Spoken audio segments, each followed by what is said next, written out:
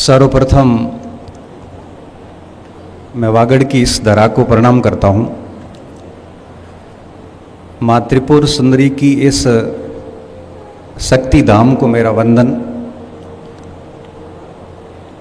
वागड़ के इस विशाल क्षेत्र में शिक्षा की अलग जगह रहा पीएसपी कॉलेज, जिनके अधिष्ठाता प्रेरणा स्रोत स्वर्गीय श्री प्रभाशंकर जी पंड्या को मैं श्रद्धा सुमन अर्पित करता हूँ। इस क्षेत्र में एजुकेशन का जो काम इस संस्था के द्वारा निरंतर 20 वर्षों से किया जा रहा है, इस संस्था को जीवंत बनाने वाले सभी आचार्यों का, प्रबंधकों का और इन सभी विद्यार्थियों का मैं हृदय से शुक्रगुजार हूँ कि आप अपने इस क्षेत्र को आगे ले जाने का काम कर रहे हैं। ये बड़ा श्रम साध्य कार्य है, बिल्कुल भी आसान कार्य नहीं होता, क्योंकि प्रकृति ने किसी भी क्षेत्र को विशिष्ट विशेषताओं के साथ में उत्पन्न तो कर लिया, मगर उस क्षेत्र की पहचान वहाँ के नागरिक होते हैं। इस क्षेत्र को आगे ले जाने में जो आप कार्य कर रहे हैं, मैं पूरे इस महाविद्यालय परिवार पास में रखो, ये मोबाइल के कारण तो नहीं, मोबाइल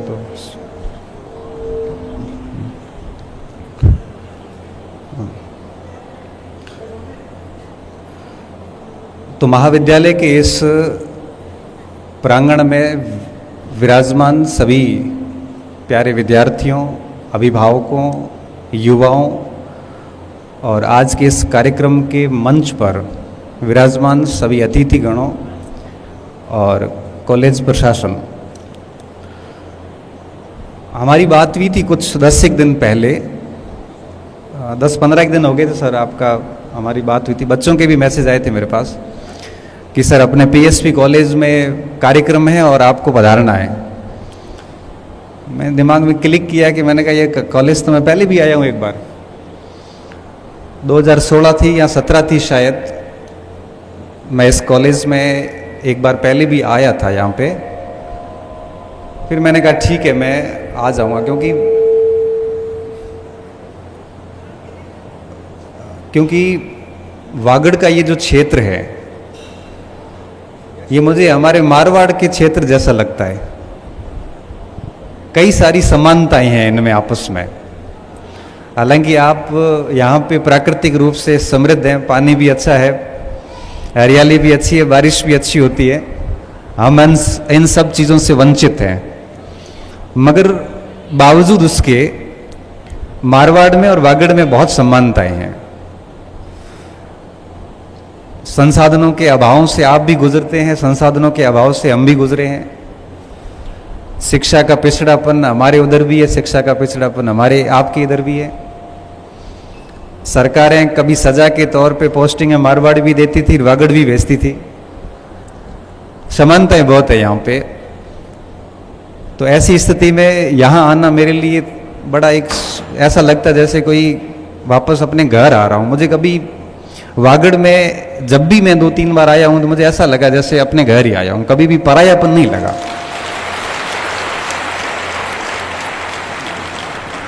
और मैं जब से आया हूँ तब से मैं देख रहा हूँ कि एक शिक्षक को कितना प्रेम मिल सकता है। मैं अभिभूत हूँ, मैं कुछ बोल ही नहीं पा रहा हूँ कि एक यहाँ से 700 किलोमीटर दूर भारत पाकिस्तान की सीमा से एक ऐसे गांव से जहां भौतिक सुविधाएं अभी भी नहीं है, वहां से एक शिक्षक पढ़ लिख के आगे आता है और उस शिक्षक को 800 किलोमीटर दूर वागड़ की धरा पे इतना प्रेम मिलता है, तो मुझे लगता है कि मेरे लिए इससे बड़ा सौभाग्य कुछ हो नहीं सकता। और ये मैं अपने आप को बहुत भाग्यशाली मानता हूँ कि मुझे बच्चों का प्रेम मिलता है। हम और सर अभी यही बात कर रहे थे कि ये प्रेम आप पैसे से नहीं खरीद सकते, ये प्रेम आप किसी से ज़बरदस्ती नहीं करवा सकते, ये प्रेम कभी भी समझौतों से नहीं होता, ये मन से होता है, इमोशंस जुड़े हुए होते हैं। और मैं बड़ा अचंभित होता हूँ कि मैंने ऐसा कुछ किया नहीं है आज तक। मैंने मेरी किताबों के अलावा और मेरे काम के अलावा मैंने कुछ नहीं किया है।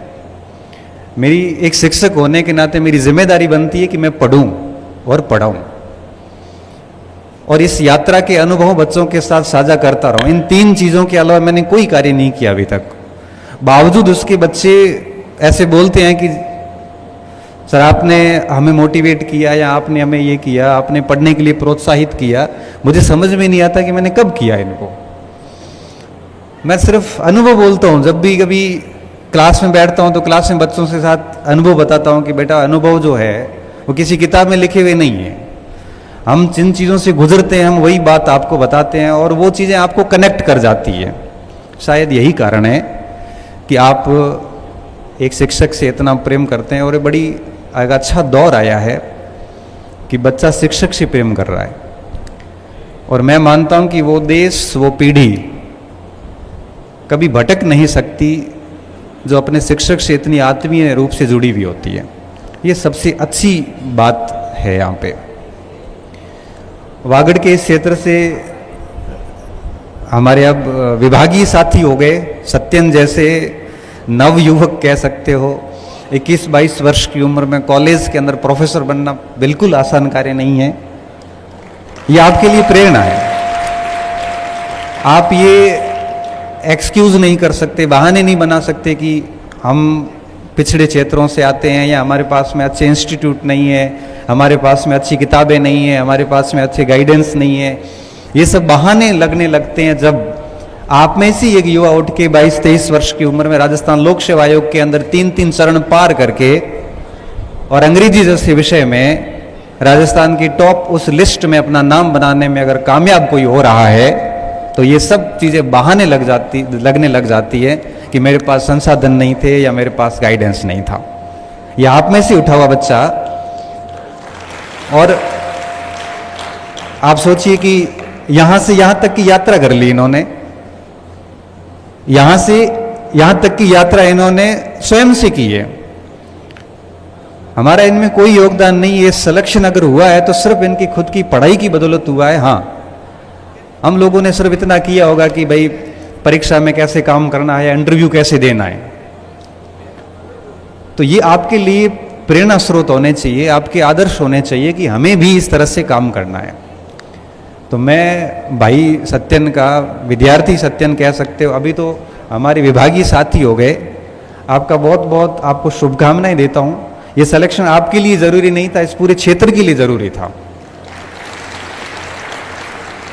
इन्होंने उन सारे मिथकों को तोड़ दिया कि भाई पीछे इलाकों से सिलेक्शन नहीं होते। मैं आपको बात बताऊं, जब मैं मेरे गांव से 8वीं कक्षा करके बाहर निकला था, मेरे गांव में 8वीं कक्षा ही थी उस समय।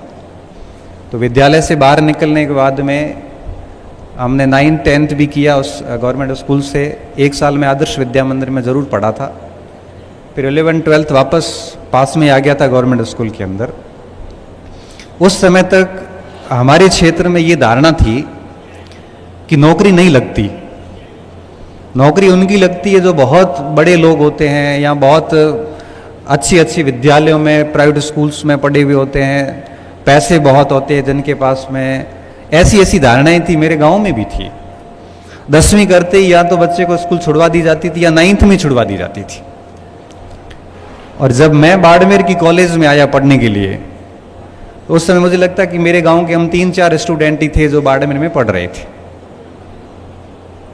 और फिर जैसे ही मेरी नौकरी लगी गवर्नमेंट ऑफ इंडिया के अंदर, तो सबसे बड़ा मिथक टूटा गाँव का कि नौकरियां भी लगती है ना। तो मैं कहीं कोचिंग गया था, ना किसी प्रकार का कोई ऐसा बैकअप था, ना कोई बड़े बड़े विद्यालय में पढ़ा था, ना कोई ऐसा आउटस्टैंडिंग स्टूडेंट था। बहुत सामान्य विद्यार्थी रहा था कक्षा 10 से लेके ठेठ आगे तक। 10वीं में बड़े मुश्किल से पास हुए थे 49% के साथ में। 12वीं में 61% के साथ में पास हुए। बीए करी 55% के साथ में। और उसके बाद में एक के बाद एक नौकरियां लगनी शुरू हुई। 5-6 डिपार्टमेंट चेंज कर दिए, सारी परीक्षाएं पास की और सब डबल डिजिट में की है। सारी रैंक जितनी भी अंडर 100 रैंक रही हुई है। अब ये बात मैं इसलिए बता रहा हूँ कि आप इन चीज़ों को कनेक्ट कर पाओ, कि मुझे लगता है कि आप में से बहुत सारे स्टूडेंट ऐसे हैं जो बहुत ही मध्यम वर्गीय या उससे भी नीचे की आय वर्ग के परिवारों से हैं। आप में से अधिकांश स्टूडेंट ऐसे हैं जो सरकारी विद्यालयों से आए हुए हैं, जिनके कई बार विद्यालयों में पूरी फैकल्टी भी नहीं होती। आप में से अधिकांश विद्यार्थी ऐसे हैं जिनके घर में कोई नौकरी में नहीं है। पहले ही प्रतिनिधि आप है जो बाहर निकल के शहर गांव से बाहर निकल के पढ़ रहे हैं। आप में से अधिकांश विद्यार्थी ऐसे हैं जिनके पास कोई मार्गदर्शन नहीं है कि करना क्या है, कैसे करना है। आप में से अधिकांश विद्यार्थी ऐसे हैं जो महानगरों में रह के फीस अफोर्ड नहीं कर सकते। मैं भी उसी किस्म का विद्यार्थी रहा हूँ, इसलिए हमारे में और आप में बड़ी समानताएं हैं। और मैं आपको बताना चाहूँगा कि किसी भी क्षेत्र की पहचान वहाँ के लोगों से होती है, वहाँ की भौतिक विशेषताओं से नहीं होती। इस पूरे वागड़ क्षेत्र को अगर एक भी ऐसे सत्यन जैसे 5-7 बच्चे भी मिल जाते हैं ढंग के, आज ये लगे और अगर ये 4 लोगों को और बढ़िया पढ़ा के आगे बढ़ाएंगे तो देखना इस क्षेत्र का अपने आप ही धीरे धीरे उस मानचित्र पे नाम होना शुरू हो जाता है। तो आपके ऊपर केवल आपकी जिम्मेदारी नहीं है, आपके ऊपर आपके परिवार की जिम्मेदारी है और आपके पूरे क्षेत्र की भी जिम्मेदारी है। अगर आप एक बढ़िया सा रिजल्ट देते हो तो पूरे क्षेत्र को मोटिवेशन मिलता है। मैं वापस अपने आप से कनेक्ट करना चाहूँगा कि जब मेरी नौकरी लगी उस समय मेरे गांव में कोई 1-2 लोग नौकरी में थे, बहुत पुराने लोग, नया एक भी नहीं था। आज अगर गांव जाके देखोगे तो 35 से 40 लोग राजपत्रित अधिकारी सरकारी सेवाओं में, स्टेट गवर्नमेंट में, सेंट्रल गवर्नमेंट में लगे हुए हैं, 50 तैयारी कर रहे हैं। और ये महज 8 से 10 वर्षों के भीतर पॉसिबल हुआ है। जब मैं नौकरी लगा तो मेरे आसपास के बच्चों को लगा कि अगर ये लग सकता है तो हम भी लग सकते हैं। वो भी पढ़नी शुरू किए और मैं हर बार ही कहता हूं कि जिस स्तर का हम पढ़ेंगे उस स्तर का परिणाम मिलेगा, भले आज मिलो चाहे 1 साल बाद मिलो, कोई एक्सक्यूज है ही नहीं। आपने बहुत जबरदस्त मेहनत की है तो आपके पास बहुत शानदार परिणाम होगा 2 साल बाद। अगर आप मेहनत के नाम पे, केवल पढ़ाई के नाम पे अगर ढोंग कर रहे हैं तो रिजल्ट कभी नहीं मिलेगा, भले आप 20 साल किताबें लेके बैठे रहो। पढ़ाई न्याय करती है। और मैंने देखा है कि जिस बच्चे ने बहुत ढंग से पढ़ा है, ढंग से पढ़ने का क्या मतलब होता है? ढंग से पढ़ने का मतलब होता है कि ऐसा स्टूडेंट जिसने पूरी दुनियादारी से खुद को अलग कर लिया है, जिसको लगा है कि अपनी मुक्ति केवल इन पुस्तकों में ही संभव है, जिसने अपने पुस्तकों को, अपनी अध्ययन सामग्री को अपना जीवन मान लिया है, जिसकी अपनी पुस्तकों के अलावा बाहरी कोई बहुत बड़ी दुनिया नहीं है, जो अपने लक्ष्य को लेके बहुत गंभीर है, जिसको लगता है कि मेरे परिवार का उत्थान मेरे से ही होगा और ये मैं ही कर सकता हूं। ये बड़े सीरियस स्टूडेंट होते हैं, ये बड़े गंभीर विद्यार्थी होते हैं। और ऐसे विद्यार्थियों को मैंने कभी भी असफल होते हुए नहीं देखा। जिसने खुद को 3 साल का समय दिया है, कहते हैं कि कोई भी बिजनेस हो या कोई भी लक्ष्य हो, निरंतर 1000 दिन का समय मांगता है। 1000 दिन का टाइम मांगता है कोई भी टारगेट अचीव करने का। ये बड़ा सिंपल सा नियम है। कोई भी बिजनेस को भी अगर एस्टैब्लिश करना है तो आपको 1000 दिन का समय चाहिए, मतलब मोटे मोटे 3 साल चाहिए। अगर किसी व्यक्ति को कोई अधिकारी बनना है, IAS बनना है, RAS बनना है या फिर प्रोफेसर बनना है, 3 साल शिद्दत से मेहनत चाहिए। अगर वो कर ली गई तो आगे का शेष जीवन जितना भी है वो बड़ा सम्मानजनक जीवन होता है। बात नौकरी की नहीं है, हर फील्ड की है। क्योंकि देखो, नौकरी तो 2% लोग लगते हैं और मैं सरकारी नौकरी को कोई बहुत बड़ा अचीवमेंट मानता भी नहीं हूं। सरकारी नौकरी लगना सभी दुखों का समापन है, ये बहुत गलत धारणा है। सरकारी नौकरी केवल एक जीविका निर्वाह का साधन है, इससे अधिक कुछ नहीं है। सम्मान देगी, सब दे देगी, परंतु सरकारी नौकरी सब कुछ नहीं है। बिजनेस, अपना खुद का काम धंधा करके भी व्यक्ति सरकारी नौकरी से ज़्यादा अच्छा कमाता भी और ज़्यादा अच्छा जीवन भी जीता है। और मैं तो मेरे स्टूडेंट्स को भी कहता हूँ सर कि 3 साल बढ़िया मेहनत कर लो, कहीं होता है तो ठीक बात है, नहीं होता है तो एक आधा और अटेम्प्ट लो, और नहीं तो अपना काम धंधा शुरू करो। एटलीस्ट आपकी जवानी खराब तो नहीं हो। और 3 साल किसी ने ढंग की मेहनत की है, वो बच्चा फेल हो नहीं सकता, मैं ये स्टंप पे लिख के दे सकता हूं।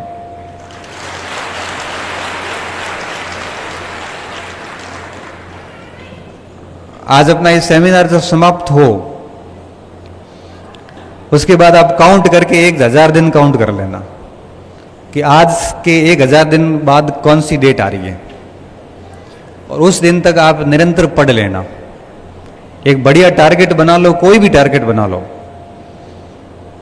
जो टारगेट बनाते हो उस टारगेट के कुछ 4-5 लोगों को सुन लो और एक अध्ययन सामग्री तैयार कर लो, लिस्ट बना लो, और उसके बाद में आप 1000 दिन तक 3 साल, 1000 दिन का ना 3 साल, हमारी ग्रेजुएशन भी 3 साल की होती है, हमारा BSTC BEd भी लगभग 3 साल का ही होता है। 2 साल के सेशन वगैरह रिजल्ट अगर आते आते 2.5 से 3 साल लग जाते हैं,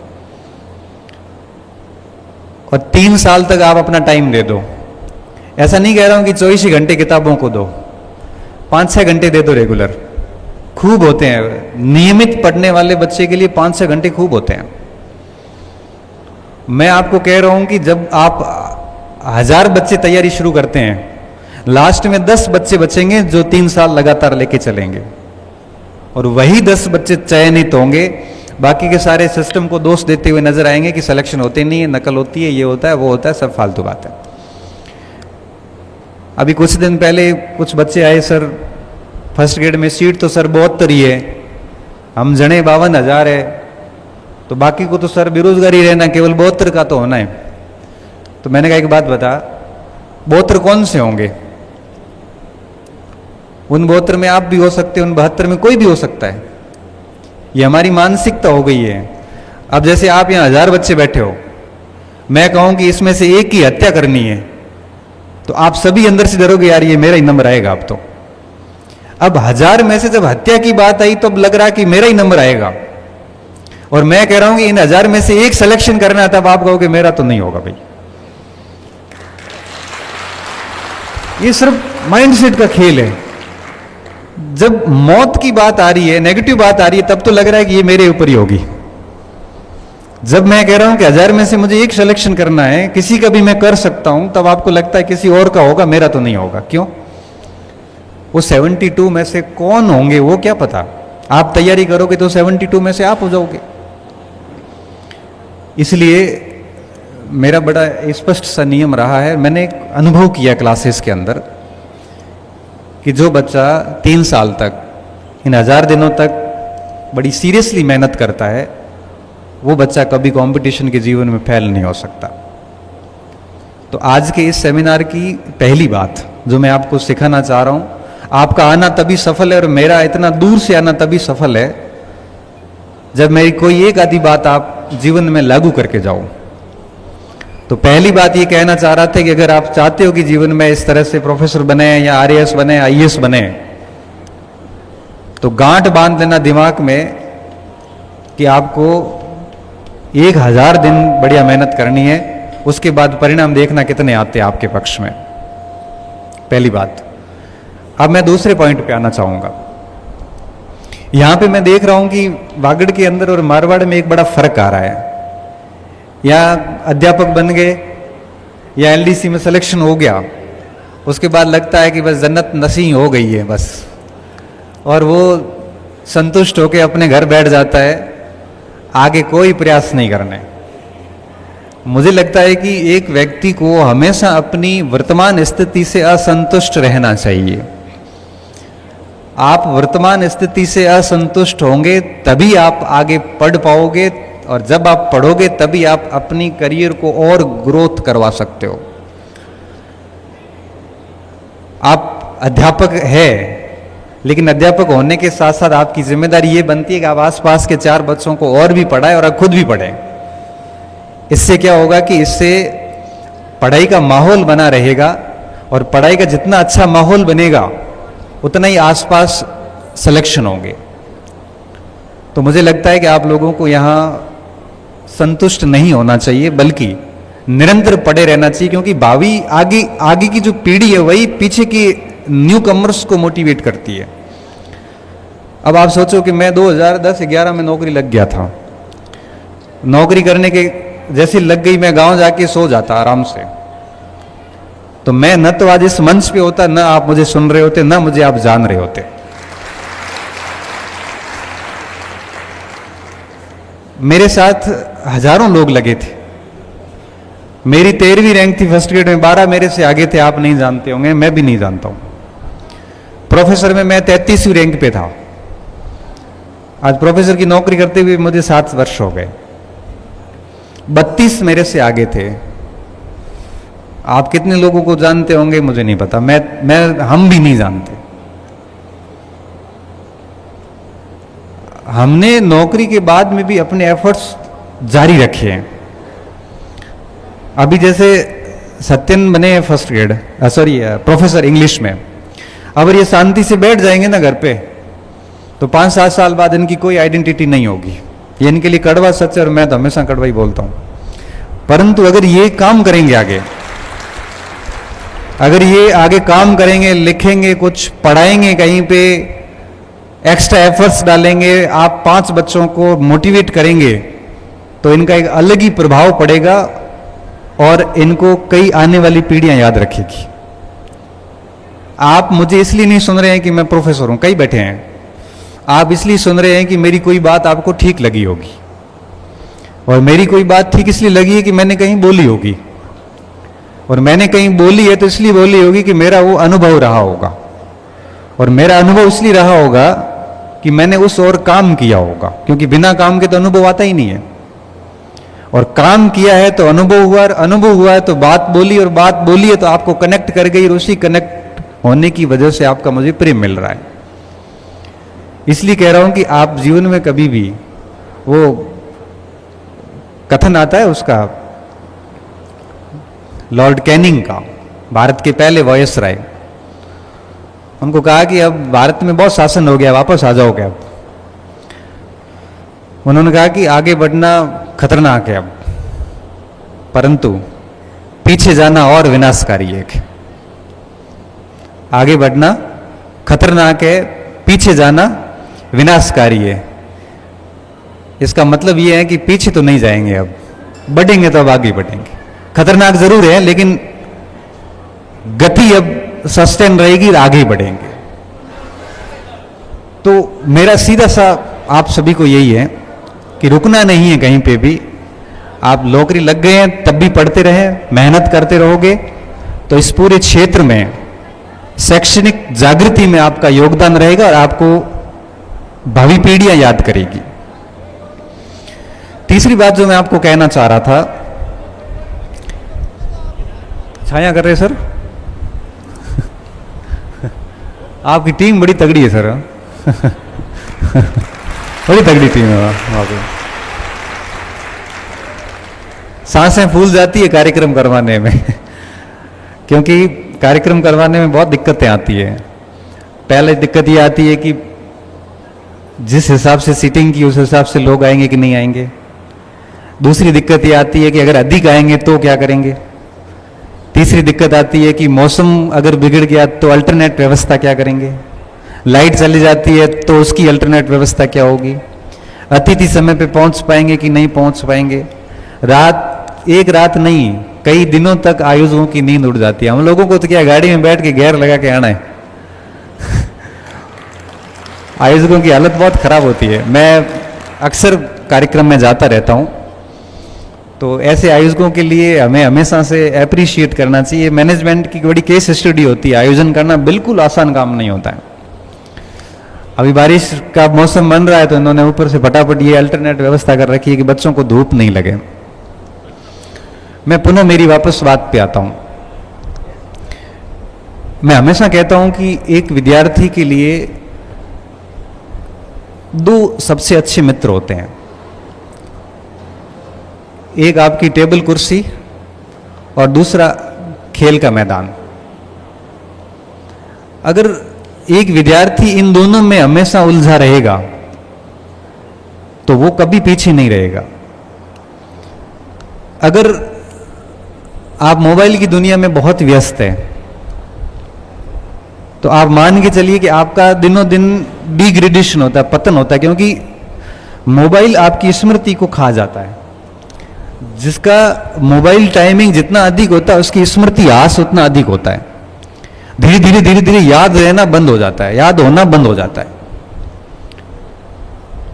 तब मैं कॉलेज के स्टूडेंट को कई बार कहता हूं कि आप फर्स्ट ईयर में आ गए हैं, सेकंड ईयर में हो, आप 7-8 घंटे पढ़ो, 2-3 घंटे ग्राउंड में चले जाओ, दौड़ के आ जाओ, वॉकिंग करके आ जाओ, जॉगिंग करके आ जाओ, एक्सरसाइज करके आ जाओ, आपकी प्रोडक्टिविटी बढ़ जाएगी और याद होने की क्षमताएं बढ़ जाती है।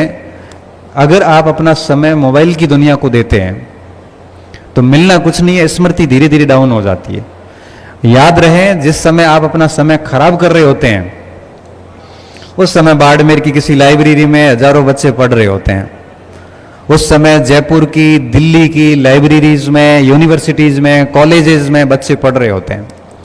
जिस समय हम मोबाइल चला रहे होते हैं उस समय दुनिया पढ़ रही होती है और वो दुनिया हर दिन हमारे से आगे जा रही होती है।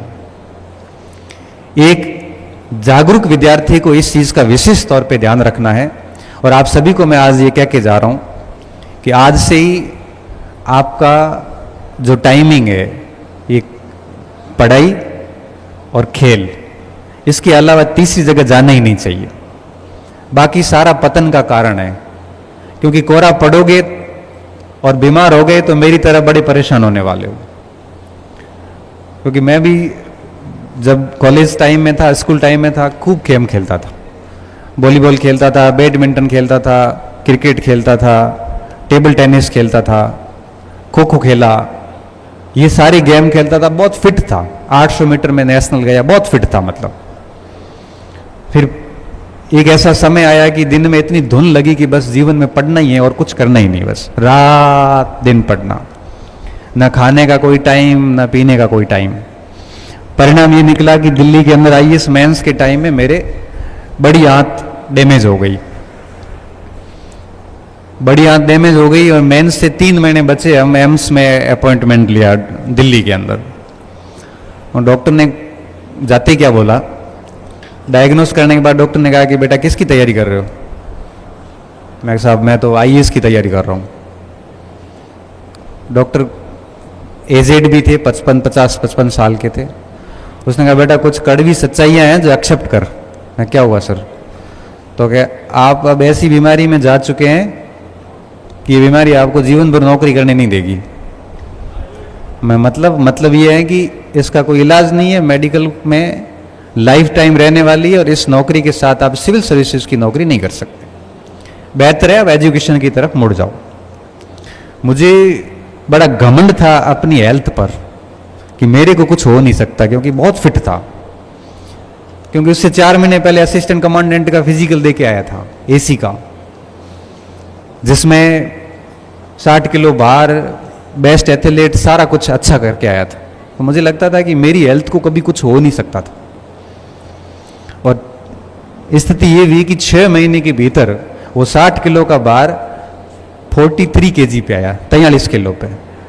वो 15 का हीमोग्लोबिन 7.5 पे आया और अस्पताल में जाके डॉक्टर ने एडमिट कर लिया। उस समय मुझे पहली बार एहसास हुआ, मैं बहुत गंदी स्थिति से गुजरा और अभी भी यही चल रहा है। 16 साल से बीमारी चल रही है।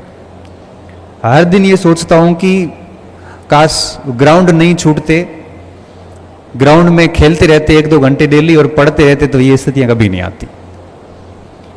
इसलिए मैं स्टूडेंट को डेली कहता हूं कि बहुत पढ़ाई करिए, लेकिन साथ साथ में डेली 1-2 घंटे ग्राउंड में दीजिए।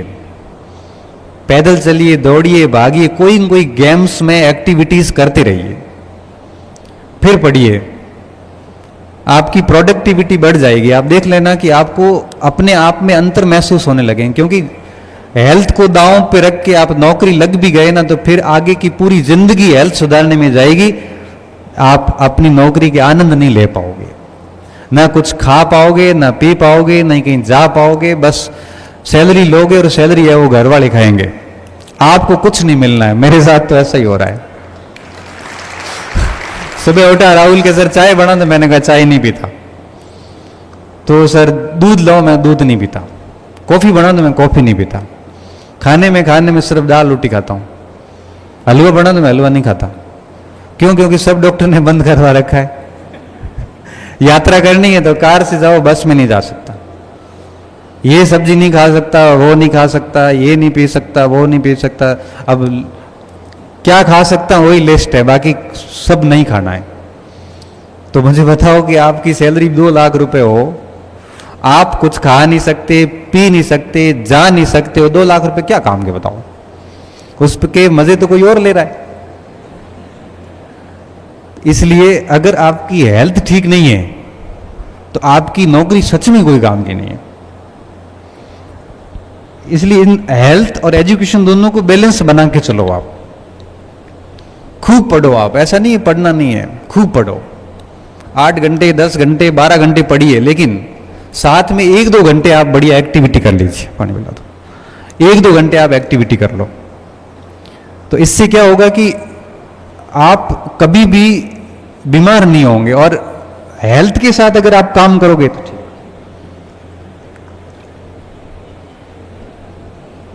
तो उसका बहुत बेनिफिट होगा आपको। और ये बात मैं इसलिए कह पा रहा हूं कि मैं इन चीजों से गुजरा हूं। आज भी ये स्थिति होती है कि सुबह शाम 3 टैबलेट के साथ में दिन शुरू होता है, और 1 टैबलेट के साथ में रात को सोना होता है। हर दिन 3 से 4 टैबलेट खाते हैं, तब दिन गुजरता है।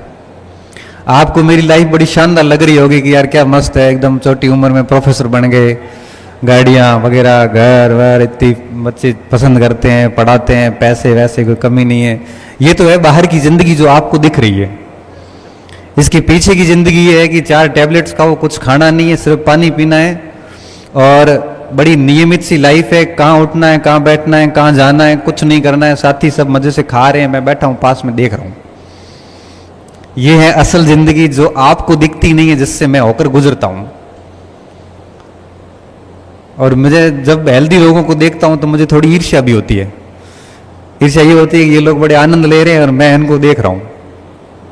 लेकिन साथ साथ में अच्छा भी लगता है कि कम से कम ये हेल्दी तो है, जीवन तो जी रहे हैं। तो मैं आप सभी को कहता हूं कि अपने स्वास्थ्य को हमेशा प्राथमिकता में रखें, दूसरे नंबर पे स्टडी को रखें, तीसरा कोई काम ही नहीं करना है। और जिस दिन सिलेक्शन होगा आरपीएससी की उस पीडीएफ लिस्ट में जब नाम आएगा, तो सत्यन बता सकता है कितनी खुशी होती है। पहली बार लिस्ट में नाम आया तो कैसा लगा था? ऐसे लगा जैसे क्या हो क्या गया, मतलब किसी और से दिखवा लेता हूं, सर मेरा ही है ना ये रोल नंबर। हिंदी का रिजल्ट आया तो रात को 10-11 बजे एक बच्चे का मैसेज आया, सर आप सर अभी जग रहे हो? मैंने कहा हाँ। हिंदी का नहीं था, पॉलिटिकल साइंस का था। रात को 11-11:30 बजे रिजल्ट आया। मैं कहा बेटा जग रहा हूँ। तो सर रिजल्ट आया और मेरे रोल नंबर देखो ना आप। तो मैंने कहा ये ठीक हिम्मत करके बोला है बच्चा, मैं देखता हूँ ना रोल नंबर ला। तो रोल नंबर दिए, मैंने पीडीएफ डाउनलोड करी, देखा तो उसका सिलेक्शन हो रखा। तो मैंने कहा बेटा बधाई हो, आपका सिलेक्शन हो गया। तो सर हो गया है ना, कंफर्म हो गया? मैं कहा कंफर्म हो गया। आपने नहीं देखा सर? मैंने देखा, पर यकीन नहीं हो रहा है कि क्या पता मेरा है कि नहीं। आप देखोगे तो सर बहुत सही देखोगे। इसलिए मैं आपसे एक बार और चेक करवाना चाह रहा हूं, फिर मैं मेरे मम्मी पापा को फोन करूंगा कि पापा मेरा सिलेक्शन हो गया है, एक बार आप मुझे कंफर्मेशन दे दो। मैंने कहा बेटा हो गया है और आप एंजॉय कीजिए। अब वो फोन पे रोने लग गया, मतलब वो फपक फपक के रोते हैं ना कोई, ऐसे मतलब जिसको खुशी के गजब भावनाएं कंट्रोल की हुई हो कई सालों से। 2 मिनट रोने लगा। मैंने कहा बेटा थोड़ा शांत हो जा। और फिर उसके बाद में 2-5 मिनट सर आपका मेरे को बहुत सारे धन्यवाद बोले, और फिर उसके बाद घर पे परिवार पे उसने अपना फोन वोन शुरू किया। तो मुझे लगता है कि व्यक्ति के जीवन में इससे बड़ी खुशी कुछ हो नहीं सकती जिस दिन उस पीडीएफ में नाम आता है। जब आरपीएससी की या यूपीएससी की पीडीएफ खुलती है, मेरे छोटे भाई का इंजीनियरिंग बैकग्राउंड था, उसने कहा मुझे भैया आरएस की तैयारी करनी है। मैंने कहा कर बेटा, सपोर्ट मैं करूंगा, कोई दिक्कत नहीं है। मेरा रियल छोटा भाई 8-10 महीने बढ़िया मेहनत की। जैसा मैंने कहा किताबें बता दी मैंने, मैंने कहा बस 3 चीज़ों का ध्यान रखना, इसके अलावा कुछ पढ़ना नहीं है, और इसको इतना तरीके से पढ़ना है कि ये न लगे कि आधी अधूरी पढ़ाई हो गई, और तीसरा हेल्थ का ध्यान रखना, खाने पीने का ध्यान रखना है। 7-8 महीने पागलों की तरह पढ़ाई करी, और आरएएस के अंदर मेंस हुआ, इंटरव्यू के लिए मैंने प्रॉपर गाइड किया, सारी चीज़ें बताई, इंटरव्यू दे के आया। अब रिजल्ट का समय आया, अब रिजल्ट आने वाला था। इंटरव्यू, लास्ट इंटरव्यू के बाद में कभी भी रिजल्ट आ सकता है। तो मेरे को कहा कि आज मेरे भाई साहब रिजल्ट आने वाला है रात को। तो मैंने कहा भाई मैं भी जगूंगा, रिजल्ट तेरा आ रहा है आरएएस का, तेरा पहला ही पेपर है।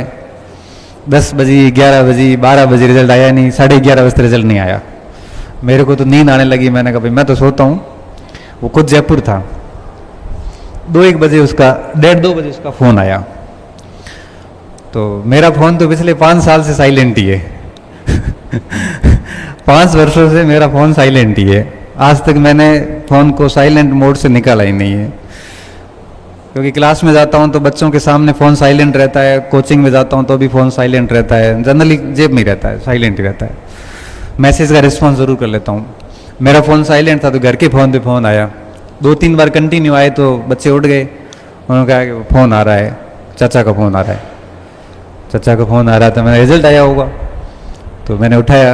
उठाते बोले कि मेरा सिलेक्शन हो गया है, और ऐसे करते करते वो भावुक हो गया। मैंने कहा पागलों की तरह क्या रो रहा है, खुश है? तो क्या मेरा सिलेक्शन हो गया, मेरी 245वीं रैंक आई है, और मुझे यकीन नहीं मेरा आरएएस में हो गया है। फिर मम्मी पापा को फ़ोन किया, वो तो जग रहे थे, उनको तो नींद ही नहीं आई थी, मैं तो फिर भी सो गया था। अब उस रिजल्ट को जानने के बाद में कई दिनों तक मैं भी खुश रहा, हमारे खुश सबके आंसू आ गए आंखों में। क्यों? क्योंकि एक मध्यम वर्गीय व्यक्ति के लिए नौकरी कितनी ज़रूरी होती है, इसकी कल्पना आप से अधिक आपके माँ बाप करते हैं। आपके अंदर आपके माता पिता वो उम्मीद देखते हैं कि हमारा बच्चा भी नौकरी लगेगा, और ये बात आपको अंदर से सबको पता है। कितना डेस्परेटली वो चाहते हैं कि उनका बच्चा सरकारी सेवा में जाए।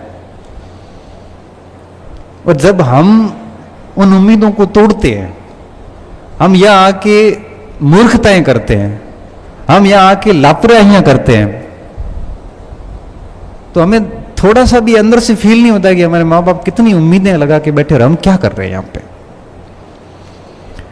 आप अपने लिए नहीं, लेकिन उन उम्मीदों के लिए तो पढ़ लो जो आपके अपने माँ बाप बांध के रखे बैठे हैं,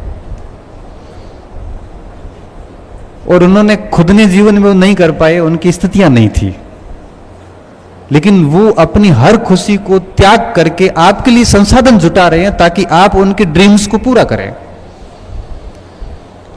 और आपको नहीं पता, आप चले आते हो शहर, पीछे माँ बाप बात क्या करते हैं।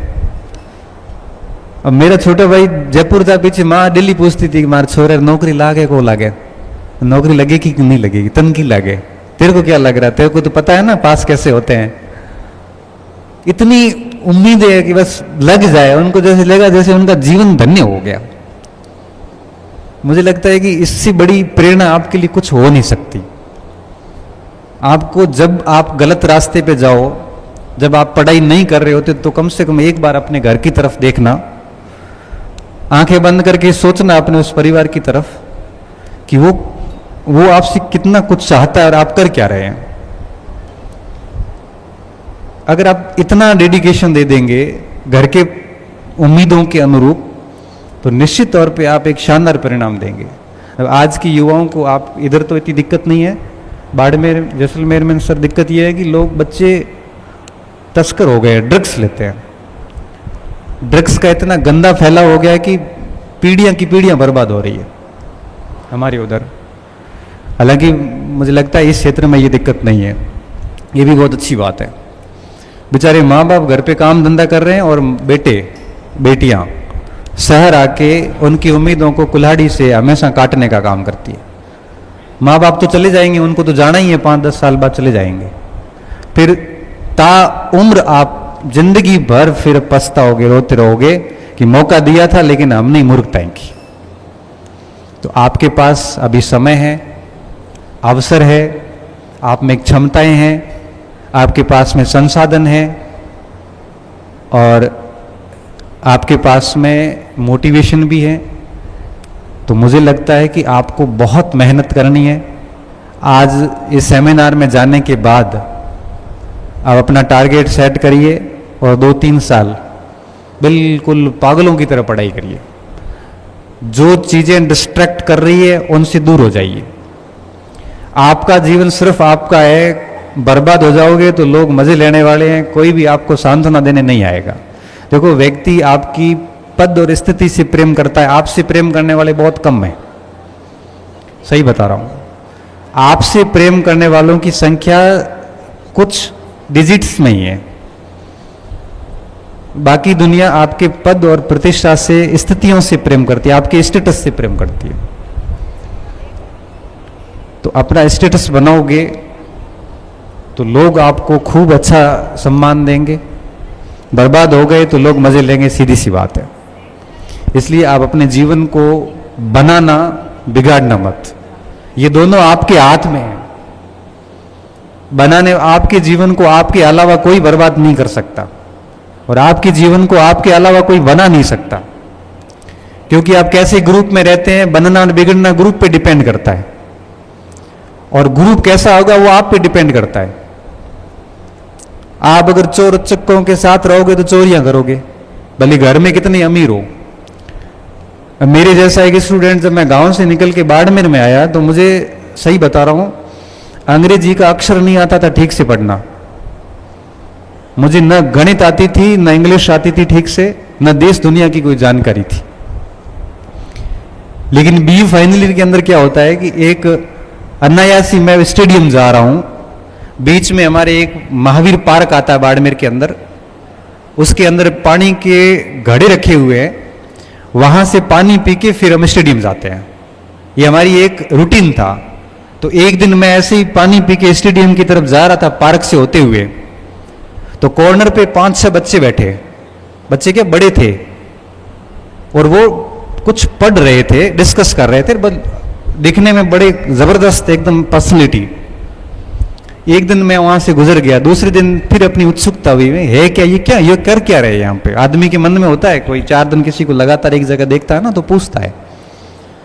3-4 दिन मैंने ये उनको देखा, मैंने कहा ये कर क्या रहे यहाँ पे। एक दिन मैं भी वहां पे, निक्कर पहनी भी मेरे, पानी पिया, मैं स्टेडियम जा रहा था, तो 5 बजे के बाद जाता था, 6-6:30 बजे के आसपास की बात। तो मैं उनके पास गया, ये वास्तविक वाकया है। वहां पास गया तो मैंने पूछा उनको, थोड़ी देर बैठा तो मैं तो ऐसे शरीर में पतला सा ही था, ऐसे बच्चा था ही था, उस समय तो बहुत बच्चा सा था। आज सोचो, आज से 16 साल पहले मैं कैसा दिखता हूँ, अब भी ऐसा हूँ। तो मैंने उसको पूछा उनको, मैंने कहा भाई साहब आप किसकी तैयारी कर रहे हो। तो उन्होंने मुझे कुछ नहीं बताया, ऐसे देख के, और वो चुपचाप बैठे, उन्होंने कहा बैठ जा। तो मैं बैठ गया। तो वो उस समय किसी इंटरनेशनल इश्यूज पे बात कर रहे थे। मैंने उनको सुना, बड़ा अच्छा बोल रहे थे, कोई इंग्लिश में बात रख रहा था, कोई हिंदी इंग्लिश मिक्स बोल रहा था। मेरे लिए वो सब बड़े भगवान से हो गए, कितनी जबरदस्त तरीके से बोलते हैं। फिर 1-2 दिन में और आया, फिर मैंने कहा यार मेरे को इस ग्रुप में शामिल करो ना, मैं भी शाम को 1 घंटे आपके पास आना चाहता हूं। तो उन्होंने कहा ग्रुप में शामिल होने के लिए आपको पढ़ के आना पड़ेगा, फिर हम डिस्कस करते हैं, तो आपको भी उसमें अपना भाग लेना पड़ेगा, नहीं तो हम चुपचाप ऐसे बैठने वालों को यहां स्वीकार नहीं करेंगे। तो मैंने कहा किताब बता दो, मैं वो पढ़ के आ जाऊंगा। तो उन्होंने करंट अफेयर्स की कोई मैगजीन्स बताई, वो करंट पे डिस्कस करते थे इवनिंग में। बाद में मुझे इतना पता चल गया। तो इस महीने की किताब लेके आना, पढ़ के आना कल से। मैं ठीक है, मैं गया मार्केट, किताब लेके आया, उनका डिस्कशन शुरू हुआ। मैंने भी कोई एक आधा तथ्य बताया, ज़्यादा मैं बोल नहीं पाया। ऐसे करते करते 10 दिन आया तो उनको लगा कि भाई बच्चा सिंसियर है। अब वो मेरा स्टेडियम जाना तो बंद हो गया और मैं पार्क में उनके पास आके पढ़ने लग गया। धीरे धीरे धीरे स्थिति ये हुई कि 1 महीना बीत गया। 1 महीने में हम सबको एक दूसरे को जानने लग गए। 1 महीने तक मुझे कुछ पता नहीं चला कि किसकी तैयारियां कर रहे हैं। फिर मुझे पता चला पूरी बातें, जिसमें एक बच्चा, एक गौरव चौधरी था जो IAS मेंस देके आया था, 3 के असिस्टेंट कमांडेंट के इंटरव्यू थे, सब UPSC पास थे, परीक्षा पास कर चुके थे, जिसका हमने फॉर्म भी नहीं भरा, जो हमारे लिए बहुत बड़ा सपना था कि ये कल्पना अतीत है, कल्पनाओं से परे है हमारे लिए, हम पास ही नहीं कर सकते। वो ये परीक्षा हम पास कर चुके हैं, तो मेरे लिए वो बहुत सम्मानीय हो गए। अब कहते हैं ना, किसी से ज्ञान अर्जित करना है, किसी से सारा ही सीखना है, तो उसका पूरा सम्मान करना पड़ता है। अगर आप अपने गुरुजी का सम्मान नहीं करते हैं या गुरुजी पे भरोसा नहीं करते, तो आप गुरुजी से एक भी बात सीख नहीं पाएंगे। सम्मान के बिना सीखना होता ही नहीं है। तो मेरे मन में उनका प्रति रिस्पेक्ट और बढ़ गई। अब देखते देखते मैंने भी उनके अनुसार किताबें लाई। अब एक ने मेरे को कहा कि तू हमारे साथ ही आ जा, पुलिस लाइन में रूम क्वार्टर लिया हुआ है। मैं उनके साथ रहने लग गया और मेरी लाइन चेंज हो गई। मेरे सारे जो दोस्त थे वो छूटने लग गए और ये नए दोस्त बनने लग गए। और 6-7 महीने के अंदर ये स्थिति आई कि मैं भी उनकी बराबरी में आने लग गया। और फिर जब अक्टूबर में असिस्टेंट कमांडेंट का पेपर आया, तो फर्स्ट पेपर में मेरे नंबर उन सबसे अधिक, क्योंकि जीके मेरा अच्छा था, तो उनको लगा कि भाई लड़का ठीक है वाकई में। फिर उनमें से 4 का असिस्टेंट कमांडेंट में सिलेक्शन हो गया। और अभी कोई 2 IC है, कोई फुल कमांडेंट बन गए, 2 बच्चे प्रॉपर RAS में हो गए, एक IAS में हो गया, जम्मू कश्मीर कैडर चला गया, और मैं बीमार हो गया। और सबने यही कहा कि अब गणपत आप तू जा, तू एजुकेशन की कर, तू पढ़ाता अच्छा है। क्योंकि मैं उस समय में उनको जीके के पॉइंट्स पढ़ाता था, क्योंकि वो सारे साइंस बैकग्राउंड के लोग थे। जीके में मैं ही उनसे सबसे ठीक था। और मैंने मेरी एजुकेशन की दुनिया, आज हम सब दोस्त कनेक्ट हैं। हमारा 10-12 का ग्रुप था और आज ग्रुप में सारे राजपत्रित अधिकारी हैं। एक भी व्यक्ति राजपत्रित अधिकारी से नीचे नहीं है। और मेरी जितनी भी नौकरियां लगी उसके बाद लगी, जितने भी ड्रीम्स देखे, जितनी भी चीजें हुई, सब उस ग्रुप के बाद हुई। अब मैं ये बात आपको क्यों कह रहा हूं? ये मैं बात इसलिए कह रहा हूं कि बेहद सामान्य स्टूडेंट रहा हूं मैं। आप सोचो 10वीं में 50% नहीं बनना, 50 से भी कम, 49%। मैं हाथ खड़े करवा दूं ना, तो आपके सबके नंबर मेरे से अधिक है। और ये की हालत 12th में थी। 61% कोई बहुत बड़ा आंकड़ा नहीं है। ये की ये हालत ग्रेजुएशन में थी, 55% ही थे। बहुत सामान्य विद्यार्थी रहा। मगर मैं फॉर्चुनेट इसलिए हूं, सौभाग्यशाली इसलिए हूं कि वो ग्रुप मिला और जिंदगी ने यू टर्न लिया। और मेरे साथियों को, परिवार को कभी यकीन नहीं हुआ कि ये व्यक्ति इस लेवल पर भी आगे काम कर सकता है। और मैं सारा क्रेडिट आज देता हूं ना, तो मैं माता पिता से भी आगे उन दोस्तों को रखता हूं जिन्होंने मुझे बनाने का काम किया है। मेरे माता पिता को पढ़ाई से कोई मतलब नहीं है। मेरी मम्मी अनपढ़ है, पिताजी 9th की हुई है, मगर आधुनिक कंपटीशन और शिक्षा से उनका कोई वास्ता नहीं है। गांव में रहते हैं। मैं अगर यहां पे आके अपराध की दुनिया में भी प्रवेश करता, तो मेरे माँ बाप को पता ही नहीं चलता कि मैं बाड़मेर में क्या कर रहा हूं। मेरे माता पिता ये कहते थे कि बेटा तेरे खर्चे की हम कमी नहीं आने देंगे, तू 3000 मांगेगा तो 3000 देंगे, 4 मांगेगा तो 4 देंगे। 4 या 5 साल तक हम आपके पीछे खड़े हैं, आपकी कोई जिम्मेदारी नहीं है पढ़ने के अलावा। माँ बाप केवल इतना ही काम कर सकते हैं, इससे अधिक का गेम आपको खेलना होता है। फिर वो मित्र लोग आते हैं, और आज जो कुछ भी मैं हूं, मैं सब उन दोस्तों की वजह से, वही सही बता रहा हूं आपको, क्योंकि मेरे परिवार की पहली नौकरी मेरी थी। मेरे पूरे परिवार में पहला 10वीं पास मैं हूं। तो आप सोच सकते हो कि 10वीं पास में, 12वीं पास में, कॉलेज पास में, MA पास में, PhD किया हुआ, डॉक्टरेट किया हुआ भी मैं अकेला ही हूं, प्रोफेसर भी मैं पहला हूं, लेक्चरर भी पहला हूं, सेकंड ग्रेड भी पहला हूं। तो पीछे से तो कोई मोटिवेशन नहीं था, क्योंकि परिवार को एजुकेशन से बहुत अधिक मतलब नहीं है। हाँ, अलग बात है अब क्या है, अब तो 5, 7, 10 लोग हैं, वो बहुत अच्छी जगह चले गए। छोटा भाई आरिस बन गया, भतीज लेक्चरर बन गया, अभी 2 भतीज है वो दिल्ली यूनिवर्सिटी में पढ़ रहे हैं। सारा सेट हो गया, क्योंकि परिवार का एक व्यक्ति सफल हो जाता है तो वो अकेला नहीं होता है, वो पूरे परिवार का उद्धार कर देता है, अगर वो ढंग का व्यक्ति है तो। एक व्यक्ति अगर सफल हो गया तो एक केवल आपका जीवन सेट नहीं होगा, आप पूरे परिवार का, पूरे गांव का, आसपास के पूरे मोहल्ले को आप प्रेरणा स्रोत होते हो। मुझे बड़ी खुशी होती है आज मेरे जो 50-60 परिवार है, वहाँ पे गांव में जो राजपूतों के जो कम से कम 3000 गाँव की बस्ती है, युवा जितने भी पढ़ने वाले हैं सर, उन सभी के मोबाइल्स में देखता हूँ तो डीपी मेरी लगी हुई रखती है। तो मुझे लगता है कि ये कितना कुछ मान रहे हैं,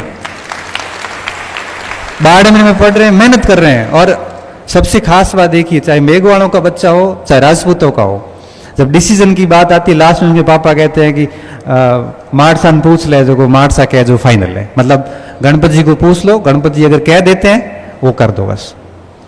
ये भरोसा गांव पूरे को कब हुआ है? ये सिर्फ एजुकेशन के बाद हुआ। उनको पता है कि बच्चे का डिसीजन अगर ये लेगा तो सही लेगा। इसलिए कहता हूं कि आप भी इस तरह से एग्जाम्पल सेट करिए। मैं आपके सामने खड़ा हूं, मेरे जो शब्द हैं वो इतने प्रभावी नहीं होने चाहिए जितने आप मुझे देख के प्रेरणा ले सकते हैं। जब ये व्यक्ति अपने गांव में आगे जाके कर सकता है तो हम भी कर सकते हैं। और करने वाले अगर ठान लेते हैं तो मुझे लगता नहीं कि कोई बाधा उसको रोक सकती है। ठीक है, 2 साल चीजें लेट हो सकती है, बाकी कोई फर्क नहीं पड़ता। और एक बार अगर आप ढंग से काम कर लेते हैं तो आप अमर हो जाते हैं, पूरा क्षेत्र में आपकी अलग इज्जत होती है। अब यहां से यहां तक की यात्रा कर लेते हैं आपको। अब आप सोचो ना कि मारवाड़ से किसी व्यक्ति को वागड़ कौन बुलाएगा। मैं शेखावाटी भी गया, मैं आगे हनुमानगढ़ गंगानगर भी जाता हूँ, अभी हाड़ौती भी गया था, मतलब हर जगह जाता हूँ और इसी स्तर का प्रेम मिलता है। तो ये सिर्फ एजुकेशन की बदौलत नसीब हुआ है। तो आपके पास में खूब अवसर है और 2-3 साल गहनता से मेहनत कीजिए। कोई किसी भी प्रकार का धोखा मत करना, न खुद के साथ न परिवार के साथ।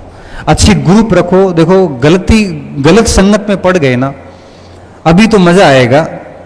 एक बार कॉलेज में क्लास ले रहा था, बाहर बारिश हो रही थी, 30-35 बच्चे पढ़ रहे थे और तो मैंने बच्चों को पूछा, मैंने कहा थारो मन है बाहर जाना, मतलब आपका मन हो रहा है बाहर जाने का, अच्छा लग रहा है ऐसे घूमूं करूं? तो कुछ बच्चे ऐसे हाँ देने वाले थे लेकिन फिर बोले नहीं कि सर डांट देंगे। मैंने देख बेटा, ये जो मजे ले रहे हैं ना ये बाद में दुखी होंगे, अभी तुम अंदर दुखी हो रहा है, तुम बाद में मजे लेगा। क्योंकि आप अभी आनंद ले लोगे तो आगे की जिंदगी बड़ी कठिन है। आप अभी अपने आप को दुखी करोगे, सैक्रिफाइस करोगे, खूब मेहनत करोगे तो आगे की जिंदगी बड़ी सम्मानजनक है। ये कहने को बड़ा आसान है कि 4 दिन का जीवन है, 4 दिन का नहीं, इतना लंबा है, हालत खराब कर देगा। आदमी का जीने का मोह भंग हो जाता है। ये कोई कहते हैं ना कि 4 दिन की जिंदगी है, क्या चलेगा साथ, क्या नहीं, 25-27 के बाद एवरेज हो जाओगे और उसके बाद 50 साल का जीवन है, एक एक दिन अपमान में जीना पड़ता है। ये बहुत गलत बात है कि 4 दिन की जिंदगी में, जिंदगी इतनी बड़ी है कि मैं कह रहा हूं कटी नहीं कटे ऐसी हालत हो जाती है। और जिंदगी आसानी से कब कटती है? जब सम्मानजनक हो, तब हर दिन मजा आता है, तब आसानी से कटती है। लेकिन जब दुखों का समय होता है ना, तब 1 घंटा भी मुश्किल से निकलता है, 4 दिन तो दूर की बात है। तो ये समय जो है ना आपका, ये भविष्य बनाने का भी है, भविष्य बिगड़ने का भी है। तो मैं सिर्फ इतनी बात ही करूंगा कि आप अपने करियर का निर्माण करना, इसको बर्बाद मत करना। आपके पास में दोनों विकल्प है इस समय। बर्बादी वाले रास्ते बड़े आसान हैं और आपको बड़े अच्छे लगेंगे, उसमें शौक है, मौज है, मस्ती है, आराम, आनंद है। और जो भविष्य बनाने वाले रास्ते हैं वो बहुत कठिन है, उसमें 5 घंटे बैठना पड़ेगा, दोस्तियां छोड़नी पड़ेगी, मोबाइल बंद रखने पड़ेंगे, आंखों के आगे घेरे होंगे, कई सारे सामाजिक उत्सव वगैरह छोड़ने पड़ेंगे, कई लोगों को मना करने पड़ेंगे, अपने शौक आनंद खत्म करने पड़ेंगे। ये रास्ता मुश्किल है। इसलिए बनती कम लोगों की ये जीवन और बिगड़ती कई लोगों की। ऐसा नहीं है कि हमारे साथ सारे बने ही, हमारे साथ कई ऐसे एग्जाम्पल भी हैं जिनकी जिंदगी बिगड़ गई, ऐसी बिगड़ी है कि मैं उदाहरण दूं तो उनको समझ में आ जाता है कि किसकी बात कर रहा है। बहुत अच्छे अच्छे स्टूडेंट सिर्फ और सिर्फ गलत संगतियों के कारण बर्बाद हो गए। हमारे में और उनमें इतना फर्क था कि हमने कॉलेज टाइम से और उसके बाद से भी कभी पढ़ाई के साथ छेड़छाड़ नहीं की। आज 15 साल से जॉब कर रहा हूँ। मेरे घर पे मेरी अपनी लाइब्रेरी है और उस लाइब्रेरी के अंदर लगभग 1500 से 2000 किताबें मेरे घर पे मेरी पर्सनल लाइब्रेरी बनी हुई है। और जब भी तनाव की स्थिति होती है या मन नहीं लग रहा होता है, क्योंकि हर व्यक्ति के जीवन में ऐसे चरण आते हैं, कई बार अच्छा लगता है, कई बार खराब भी लगता है, तो मैं मेरी लाइब्रेरी का हॉल खोलता हूँ। लाइब्रेरी को खोलने के बाद में किताबों को देखता हूँ, एक एक किताब देखता हूँ। फिर सोचता हूँ कि गांव से जब निकला था तो मेरे पास एक ओसवाल का बैग था, चाय वाला, चाय का बैग था घर से, एक ओसवाल का बैग था और उसमें 2 ड्रेस थी और मेरे पास कुछ नहीं था। और आज पीछे मुड़ के देखता हूँ तो 20 साल बाद मेरे पास आज 2000 पुस्तकों की, 1500 से 2000 तो हो ही जाएगी उसमें, पुस्तकों की एक शानदार लाइब्रेरी है। और उसमें बहुत सारे बच्चों के द्वारा दिए गए गिफ्ट्स हैं, बहुत सारे कार्यक्रमों की स्मृति चिन्ह है वहाँ पे, कई सारे प्रतियोगिताओं में प्रथम स्थान आए हुए के कई सारे मोमेंटो वहाँ रखे हुए हैं। वो सब आधा घंटा देखता हूँ तो खुश हो जाता हूँ कि 20 साल में क्या पाया है। फिर दिमाग में आता है कि कुछ नहीं लाए थे और इतना कुछ किया है, तो मुझे खुश होना चाहिए, दुखी क्यों हूँ। और बस मन प्रसन्न हो जाता है और वापस छोटी सी एक आधी किताब बाहर निकालता हूँ, थोड़ी देर पढ़ता हूँ, फिर निकल जाता हूँ काम पे। तो ये जो चीज़ें होती हैं अभी के प्रयास से इकट्ठे होते होते आगे आपको सुकून देते हैं। इसलिए कहता हूँ कि आप सीरियसली मेहनत कीजिए, बहुत परवाह वाले व्यक्ति बनिए, बेपरवाह लापरवाह मत होना। ये जिंदगी इतने मजे लेगी, बाद में आपको यकीन नहीं अभी इस समय। हमने ये बातें हम तब बोल पा रहे हैं, हम क्लासेस में देखते हैं, हम अनुभव किया है बच्चों को, हमने बहुत निकटता से देखा है, बहुत क्लोज बच्चों को देखा है। हमने 40% अंक लाकर बच्चे हमारे पास आके हमने उनको लेक्चरर बनते हुए देखा है, हमने उनको RS बनते देखा है, हमने 98% लाए हुए बच्चों को भी फेल होते हुए देखा है। ये सिर्फ बच्चों के ऊपर डिपेंड करता है कि आप कितना बढ़िया करते हो। इसलिए कहता हूं कि आपका जीवन सिर्फ आपका है, इसको बिगाड़ना मत, कोई गलत आदत नहीं डालना है। 6-7 घंटे रेगुलर पढ़ाई करो और ये पढ़ाई आप जारी रखिए।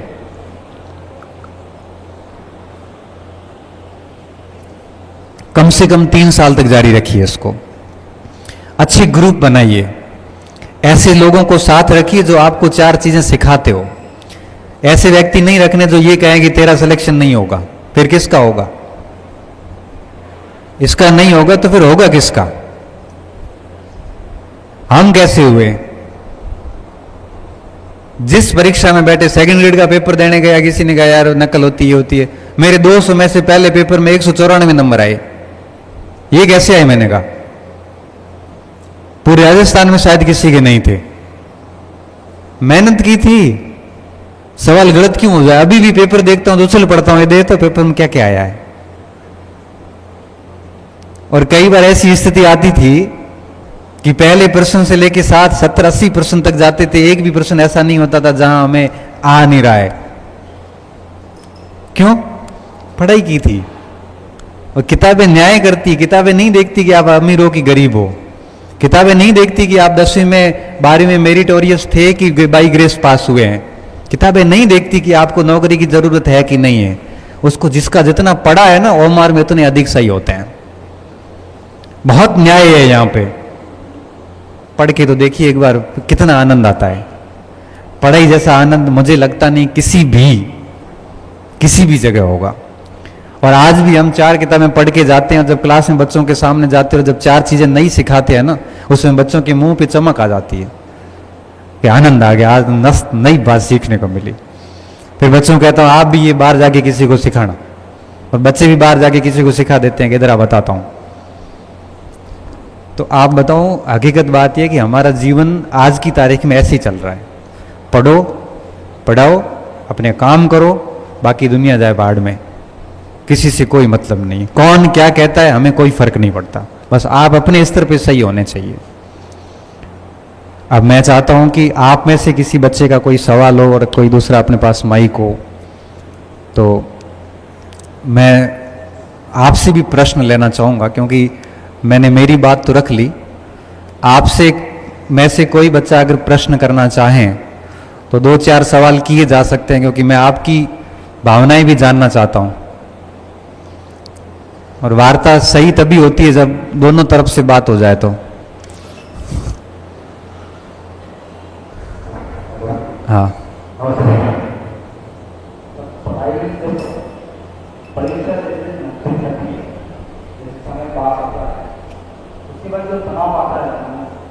मैं एक बार थोड़ा माइक दूर रख के वापस बोलो तो। नहीं, अभी सही आवाज आ रही है। एग्जाम पास में आता है, एग्जाम पास में आते जब थोड़ा सा तनाव आता है। ठीक है, बैठ जाओ। देखो, 2 टाइप के स्टूडेंट होते हैं। एक वो होते हैं जिनकी बहुत शानदार तैयारी होती है। शानदार तैयारी का मतलब जिसने 5-6 बार कोर्स पढ़ लिया हो, 4-5 बार बढ़िया रिवीजन कर लिया हो। एक तो वो होते हैं। दूसरे वो होते हैं जिन्होंने बिल्कुल पढ़ाई नहीं की, जिसको उस परीक्षा से कोई मतलब नहीं है। जिसने पढ़ाई नहीं की है, कोई मतलब नहीं, उसको बिल्कुल टेंशन होगी नहीं। जिसने बहुत मेहनत की है उसको टेंशन होगी, और ये जरूरी भी है, क्योंकि टेंशन होना इस बात का सूचक है कि आप अपने करियर को लेके, पढ़ाई को लेके बहुत चिंतनशील रहे हैं। और ये तनाव तब तक रहेगा जब तक परीक्षा के स्टार्टिंग के 10 प्रश्न नहीं कर लेते। तो ये एक सामान्य प्रक्रिया बेटा, ये सब में होती है। ये मेरे में भी रही है, आप में भी रहेगी, सभी में रहेगी।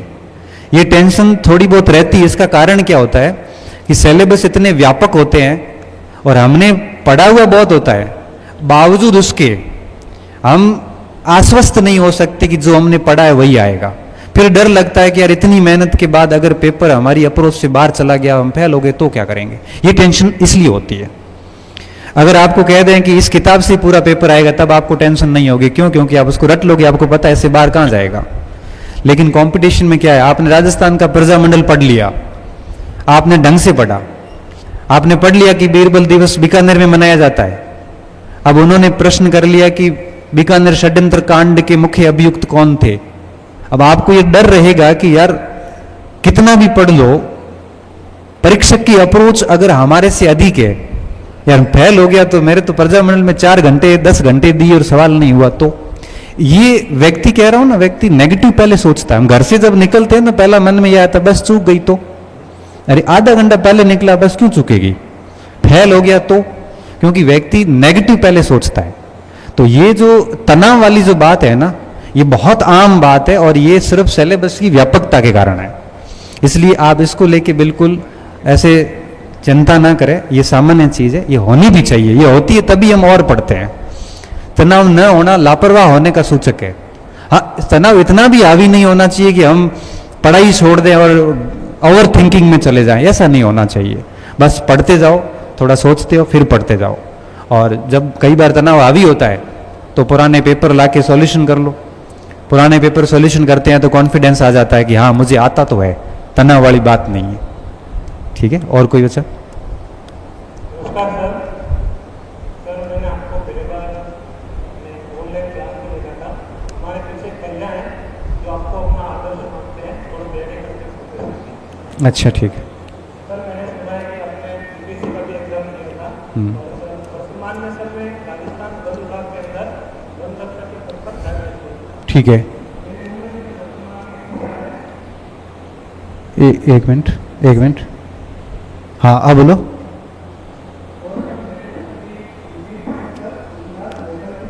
आवाज, एक मिनट बेटा, एक मिनट।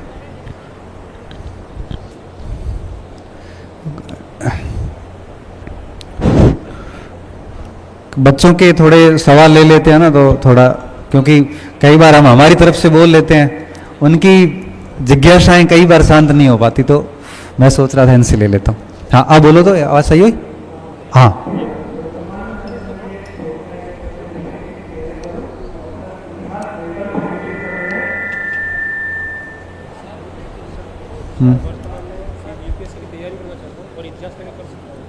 मतलब आप कह रहे हो कि वन रक्षक पद पे हैं और यूपीएससी की प्रिपरेशन करना चाह रहे हैं हिस्ट्री ऑप्शनल के साथ में, तो कर सकते हैं, ऐसा ही कह रहे हो आप? हाँ सर, तो मुझे सर इतिहास को पढ़ते समय इन गलतियों से बचना चाहिए ताकि मैं अपने जो है रिटर्न में अच्छा नंबर ला सकूँ और अच्छा पढ़ सकूँ। देखो, हिस्ट्री को हम दो तरीकों से पढ़ते हैं, एक ऑब्जेक्टिव एक सब्जेक्टिव।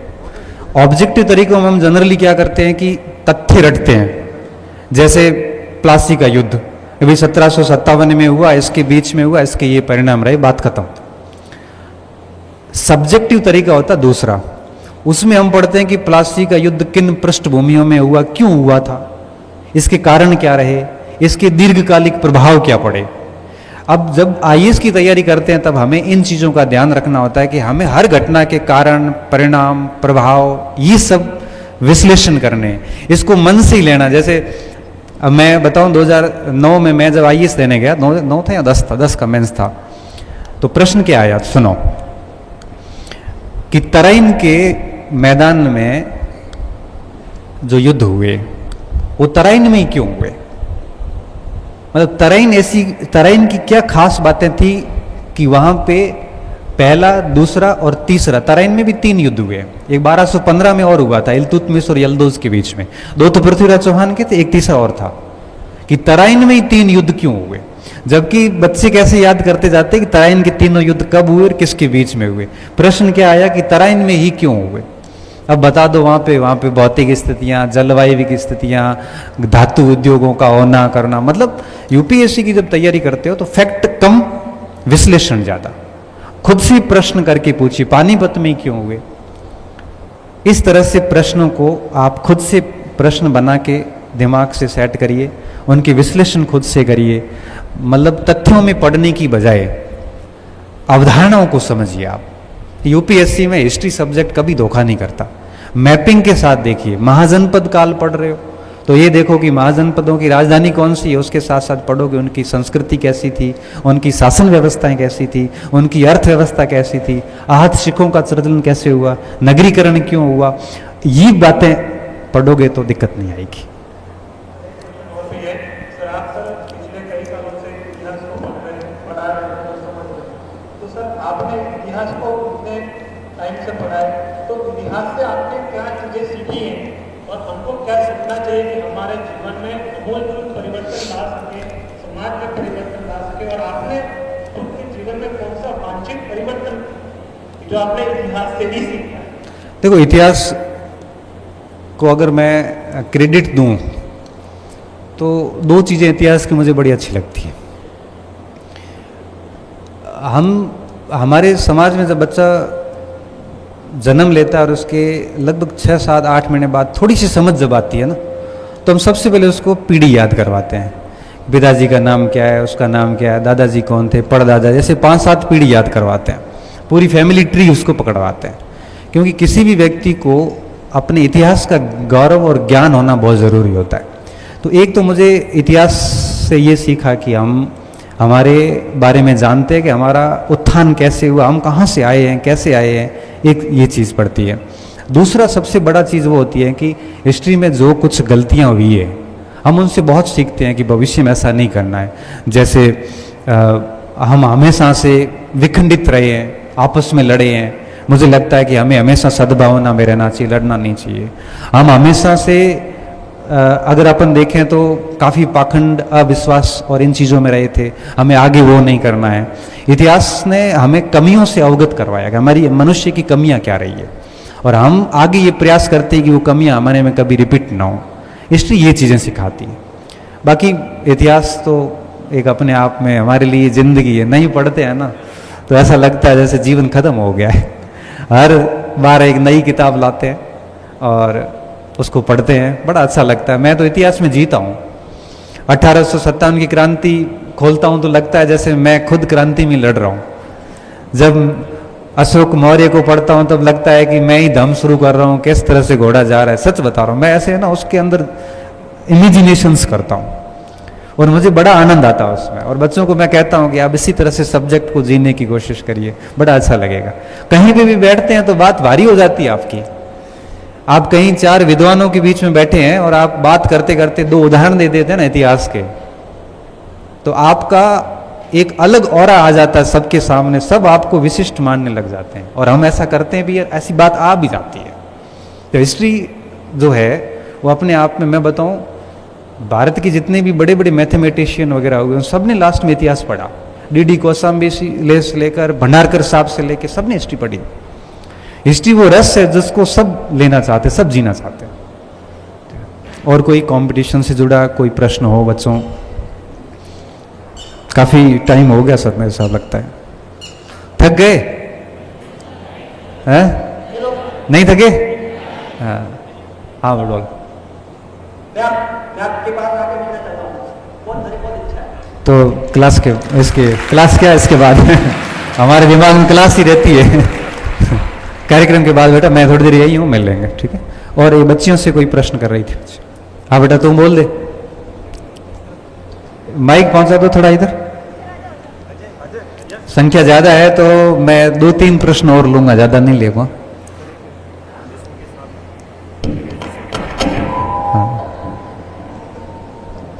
क्योंकि बच्चे प्रश्न कर लें तो ज्यादा सही है। हाँ। क्या बात है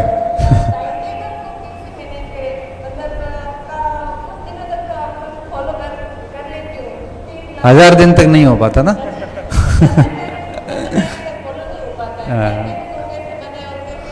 देखो सही बताऊं तो मैंने कभी जीवन में टाइम टेबल बनाया नहीं, पहली बात तो ये। मैं बीए फर्स्ट ईयर में जब आया था ना, तो वो कहते हैं ना कि भाई कॉलेज के साथ पढ़ाई क्यों ज़रूरी होती है। तो मुझे कोई कहते हैं कि कॉलेज होने के कुछ दिन बाद ही आपकी नौकरी कैसे लग गई। तो मैं एक ही बात कहता हूँ कि कॉलेज के जो 3 साल होते हैं यही 1000 दिन होते हैं बेसिकली। और इन 3 सालों में मैंने न तो कभी टाइम टेबल बनाया, पर मेरा ये ज़रूर रहता था कि शिफ्ट रहती थी कि भाई मॉर्निंग में मुझे इतिहास पढ़ना है या भूगोल पढ़ना है, तो वो साल भर पढ़ते रहना, बस वो पूरा हो जाएगा तब दूसरा सब्जेक्ट लेंगे 6 महीने 7 महीने बाद। दिन में मेरे को था कि 3-4 घंटे मुझे दिन में पढ़ना है, वो 12 से 3 भी हो सकते थे, वो 2 से 5 भी हो सकते थे। फिर 1.5 घंटे मुझे वॉलीबॉल 2 घंटे खेलना, तो शाम को खेलता था। फिर रात को 2-3 घंटे मुझे और पढ़ना है, बस इतना ही सोचता था। और दिमाग में ये था कि सुबह मुझे ये सब्जेक्ट लेके चलने हैं, दोपहर में ये लेके चलना, रात को ये लेके चलना, बस। और वो चलते रहो अलग अलग। देखो मैं अलग अलग लेता था, बाकी हर व्यक्ति की अलग ट्रेंड होता है, कोई एक सब्जेक्ट लेके चलता है। और मैं ये मानता हूँ कि एक दिन में 2-3 सब्जेक्ट लेके चलना चाहिए, ताकि थोड़ा इंटरेस्ट बना रहता है। नहीं तो एक में हम बोर हो जाते हैं। जैसे मॉर्निंग में ज्योग्राफी पढ़ ली, दिन में इकोनॉमिक्स पढ़ ली, रात को हिस्ट्री पढ़ ली, और बीच बीच में समय मिलता है तो करंट अफेयर पढ़ते रहो। अब ये 3 सब्जेक्ट जैसे 6 महीने में पूरे कर दिए। फिर जैसे कॉलेज की पढ़ाई वगैरह है ये साथ में करते रहो, या परीक्षा के टाइम इनको 2-3 महीने टाइम दे दो। फिर जब फ्री हुए तब 3 सब्जेक्ट दूसरे शुरू कर दो। ये 3 साल ऐसे उठा पटक करते रहो। ये 3 साल में एक दिन भी खराब मत करो। कई बच्चे कहते हैं सर हम रेगुलर जाएंगे तो हमारे को लॉस हो जाएगा। कोई लॉस नहीं होता है। कॉलेज जाओ, 2-4 घंटे लो आराम से, और घर जाके 7-8 घंटे अपनी सेल्फ स्टडी करो। जितना खुद को बिजी रखोगे ना, उतना ही आप आगे जाओगे। जिस दिन निकम्मापन फील होना कि यार कुछ हो ही नहीं रहा है, मतलब समझ लो कि आप कुछ नहीं कर रहे हो। नमस्ते सर, मैं बहुत खुश नसीब हूँ कि शायद 2006 में मैंने फर्स्ट ईयर में यहाँ एडमिशन लिया था, और शायद मुझे यहाँ पढ़ने का मौका मिला था, और शायद मुझे यहाँ पढ़ाने का भी मौका मिला है। तो मैं पीएसपी परिवार को कई दिल से शुक्रिया अदा करना चाहता हूँ कि आज इस पावन धर्म पर आप पधारे हो। तो मेरी तरफ से आपको बहुत बहुत बधाई और शुभकामनाएं। सौभाग्यशाली तो मैं हूँ कि मुझे आपका इतना बड़ा पवित्र प्रेम मिल रहा है बच्चों का, और आप सभी स्टाफ का। तो एक्चुअली बहुत इम्पोर्टेंट काम था, मेरे घर का काम चल रहा है, लेकिन फिर भी छोड़कर मैं आया हूँ। तो मैं कुछ लेकर जाऊँगा, लेकिन एक चीज़ लेकर गया हूँ। मैंने निबंध किया है कि मैं कुछ अभी नहीं बताऊंगा, मैं वो चीज़ जब साबित होगा तब बताऊंगा कि 100 दिन की मेहनत आपकी लाइन में मैंने लिपिबद्ध किया है कि इस डायरी में कि 100 दिन की मेहनत अगर कहीं ना कहीं आप करते हो तो निश्चित रूप से अपने लक्ष्य को प्राप्त करोगे। तो मैं आज का दिन मैं कोई बाहर नहीं देखता शुभ कार्य करने के लिए, मैं आज से मैं लक्ष्य की ओर अग्रसर होगा। और आपने आज जो बताया, थैंक यू। बड़ा मैं एक चीज़ इसमें और जोड़ना चाहूँगा कि अक्सर वही प्लान सक्सेस होते हैं, अक्सर वही प्लान सक्सेस होते हैं जो गुप्त रहते हैं। आपने मस्तिष्क में कोई योजना बनाई है ना कोई काम करने की, तो मैं उस 1000 दिन के साथ में एक चीज़ और ऐड कर रहा हूँ कि उसको सीक्रेट रखना। अगर दुनिया के सामने उसका प्रचार किया तो असफलता के अलावा कुछ नहीं मिलेगा, लोगों का प्रेशर बनेगा और फिर लोग मजे लेंगे जो न्यारे। इसलिए योजनाएं वही सफल होती है जो मन में ही बनती है, रिजल्ट दुनिया को अपने आप दिख जाएगा। इसलिए प्लानिंग करो तो बड़ी सीक्रेट करना, बस 2-4 ऐसे मार्गदर्शकों को पता होना चाहिए जिनसे आप पूछ सको कि भाई कैसे करना है, क्या करना है। प्लानिंग सीक्रेट, ये बहुत बढ़िया आपने किया, बहुत बढ़िया बात है ये। हाँ बेटा बोल।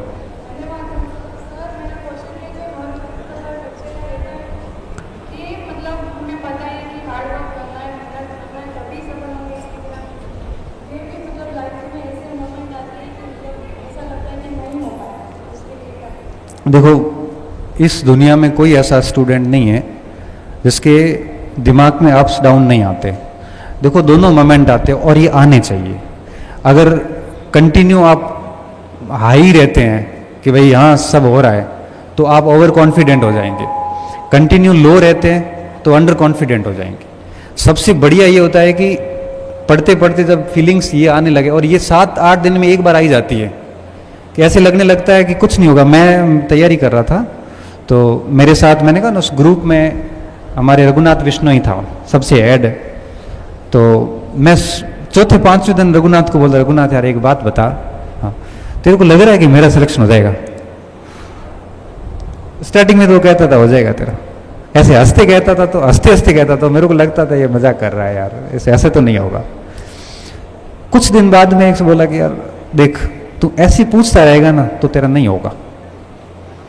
तो मैं सही सी बता करना क्या, बस मैं कह रहा हूँ ना, पढ़ता जा, सिलेक्शन हो जाएगा। फिर दोस्तों से थोड़ी बात की, लेकिन दोस्तों से बात करने से ये चिंता खत्म नहीं होती है। लेकिन जैसे ये चिंता आती थी उस दिन मैं क्या करता था, मैं मेरी बताता हूँ। मैं जो टॉपिक पढ़े हैं उनके पेपर्स वगैरह लिए, या कोई पुराना इंटरव्यू पढ़ लिया, किसी का इंटरव्यू सुन लिया यूपीएससी का, या किसी का प्रोफेसर बने हैं, यूट्यूब पे खूब सारे आते हैं, वो इंटरव्यू सुन लिया या पुराने प्रश्न किए। तब लगता था कि यार ये चीज़ें की जा सकती है। और वापस कहते हैं ना, वो थोड़ी देर बाद में चीज़ें ठीक हो जाती, फिर 5-6 दिन बढ़िया पढ़ाई होती, फिर डाउन आता है, डाउन आते फिर वो चीज़ें वापस कुछ इंटरव्यू सुन लिए।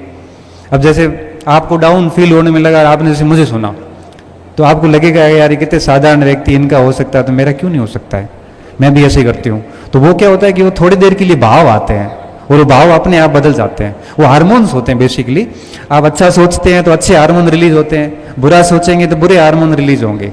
वो कहते हैं सैड सॉन्ग सुनोगे तो आप सैड हो जाओगे। जैसे ही वो डांस वाला सॉन्ग आते 2 मिनट में व्यक्ति थिरकने लगता है। वो जैसे चीजें सुनता है ना, जैसे वैसे उसके हार्मोन रिलीज होते हैं, वैसे ही वो प्रदर्शन करना शुरू करता है। तो ये चीजें चलनी चाहिए। जब जस्ट डाउन आता है उस समय थोड़ा सा वो चीजें पढ़ो या सुनो जो आपको ठीक महसूस करती है। मैं आपको एक छोटी सी बात और बताऊं, 2006-7 में मैंने तैयारी शुरू करी थी। तो उस समय मेरे पास में नेट जैसी कोई एक्सेस नहीं थी। तो 6 दिन पढ़ने के बाद मैं हर दिन जो पोर्शन पॉइंट हमें नहीं आते थे वो हम बुकलेट में नोट करके, संडे को हम साइबर कैफ़े जाते थे। साइबर कैफ़े में 1 घंटे के 10 रुपये में आपको 1 घंटे इंटरनेट यूज़ करने दिया जाता था। 1 घंटे वहाँ साइबर कैफ़े पे बैठ के वो सारे पॉइंट्स वहाँ से गूगल में सर्च करके और हमारी सारी जो भी कन्फ्यूज़न थे वो क्लियर करके फिर वापस कर आते थे। तो 5-6 दिन पढ़ने के बाद जब डाउन फील होता था तब हम इस तरह से भी करते थे। तो ये भी एक तरीके से क्या होता था, बेसिक्स अच्छे होते थे, मन में रहता था कि हम पढ़ाई कर रहे हैं। तो ये चीज़ें होती हैं तो उसको इस तरह से आउटकम किया जा सकता है।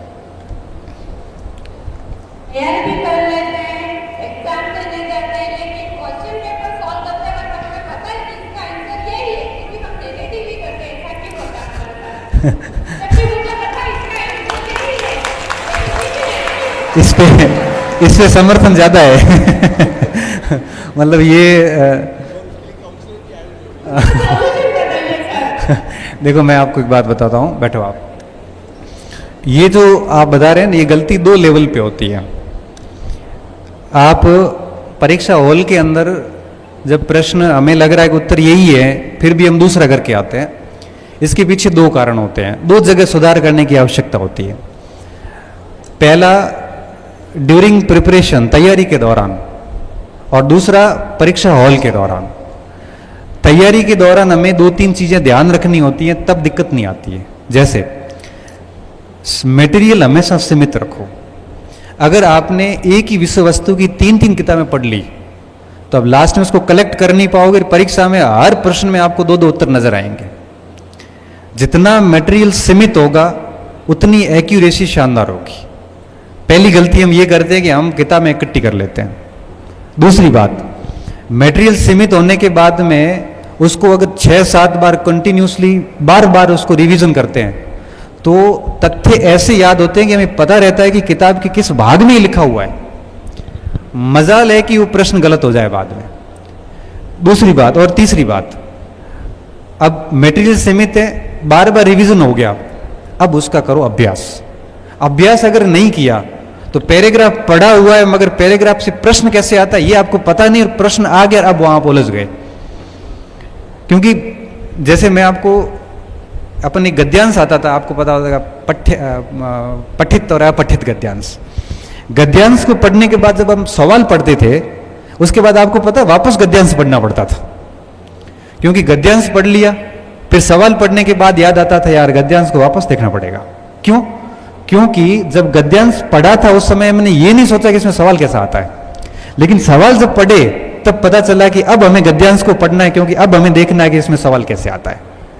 इसलिए कहते हैं कि जब आप एक बार थियरी पूरी कर लेते हो उसके बाद उसका पूरा सांगो पांग, राजस्थानी में कहते हैं ना, वैसे पूरा अभ्यास करो। एक बार अभ्यास करने के बाद वापस उस कंटेंट को पढ़ो, आपका पढ़ने का दृष्टिकोण बदल जाएगा। एक तो ये काम करने की आवश्यकता है। और बच्चे यही गलती करते हैं, फिर दोष देते हैं एग्जाम हॉल में। दोष हॉल का नहीं है। मैं आपसे पूछूं कि भारत की राजधानी कहाँ है, आप बड़ी खुशी खुशी कहोगे सर नई दिल्ली। क्यों? इसको इतना पढ़ा है कि याद है, इसमें कन्फ्यूजन की कोई गुंजाइश नहीं है। लेकिन मगर ये आपको मैं कहूं ना कि भारत की राजधानी दिल्ली होने से पहले कलकत्ता थी। कलकत्ता किसने स्थापित की थी? जोर आ जाएगा उत्तर देने में। क्यों? पढ़ा नहीं है। इसलिए मैं ये कहता हूं कि दो चीजों पे काम करिए। अगर आप चाहो कि भाई आपको आता हुआ गलत नहीं हो तो मटेरियल सीमित रखें, बार बार रिवीजन करें और भरपूर अभ्यास करें, और फिर देखना एग्जाम हॉल के अंदर जाओ, प्रश्न को हिंदी और इंग्लिश दोनों में पढ़ो, एक एक ऑप्शन को एलिमिनेट करो, फिर देखना आपका 5-7% से ज़्यादा खराबी नहीं होगी।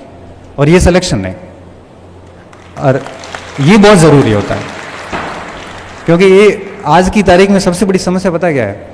एक स्टूडेंट की रूम में एक गाइड है, एक किताब है, कोचिंग के नोट्स है और कुछ और भी सामग्री है। अब 4 में से वो पढ़े क्या? अब वो सब रायता फैल गया है, आधा अधूरा हो गया है, अब याद कुछ है नहीं, पढ़ा हुआ सब है, परीक्षा में चले गए, आ रहे हैं, एक्यूरेट नहीं आ रहे हैं। ईगो पे ले लेता व्यक्ति, पढ़ा हुआ है छोड़ सकता नहीं और फेल हो जाता है। बस इसके अलावा कुछ नहीं करना होता है, यही ध्यान रखना है इसमें। तो बात खत्म करें अब? हाँ बोल दे, खड़ी हुई तो बोल दे।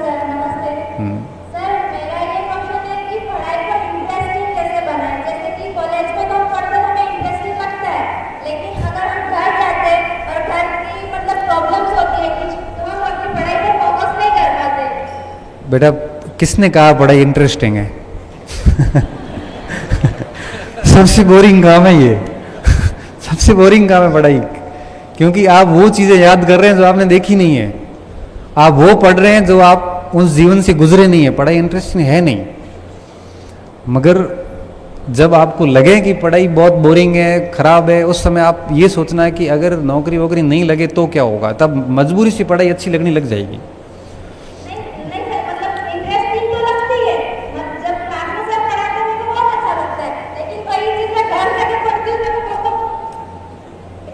मतलब जब शिक्षक पढ़ाते हैं तब तो ठीक लगता है, और जब वापस आप घर जाके पढ़ते हैं तो वो ठीक नहीं लगता।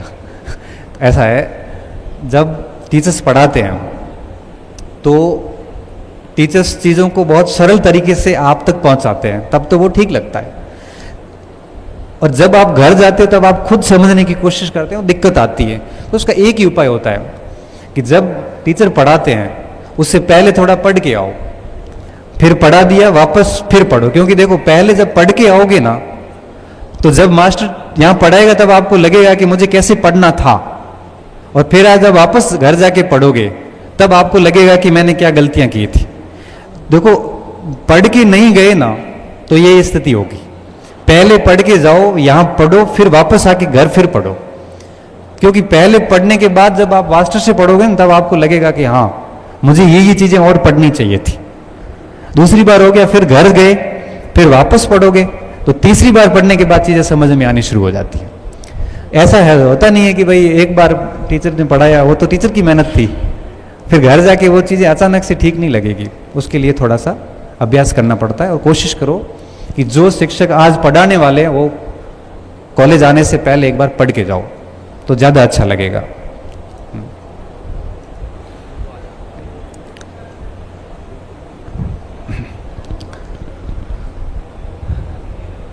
नमस्कार सर, मेरा पर्सन नॉर्मलाइजेशन पर है। मैंने पशु परिचारक और सीटी का एग्जाम दिया तो मेरी फर्स्ट शिफ्ट थी, तो मेरे क्या पशु परिचार में 9 नंबर कटे और सीटी में 8 नंबर कटे। और फर्स्ट ग्रेड का एग्जाम फॉर्म भरा है, तो मेरे मन में यह आता है सर कि मेरी शिफ्ट वो हो जाए कि उसमें से नंबर कटे, तो इसलिए मेरा पढ़ने में मन नहीं करता है सर। तो कैसे मन लगाए? देखो ऐसा है, नॉर्मलाइजेशन की प्रक्रिया का हमने विरोध भी किया था, और इसके विरोध का असर ये हुआ कि गवर्नमेंट ने ये भी कहा कि आगे जो परीक्षाएं हैं उनमें हम पुराने पैटर्न को चेंज करेंगे और बहुत एक्यूरेट आंकड़े जारी करने की कोशिश करेंगे। और इन्होंने कहा कि आगे हमारा नॉर्मलाइजेशन ±3-4 नंबर तक ही रहेगा। तो जो पशु परिचर में हो चुका है ये आगे होगा नहीं, ये आप निश्चिंत रहिए। और बाकी थोड़ा पॉजिटिव सोचिए, क्योंकि हर बार बुरा नहीं होता, अच्छा ही होगा। क्योंकि कुछ चीज़ें अपने हाथ में नहीं होती।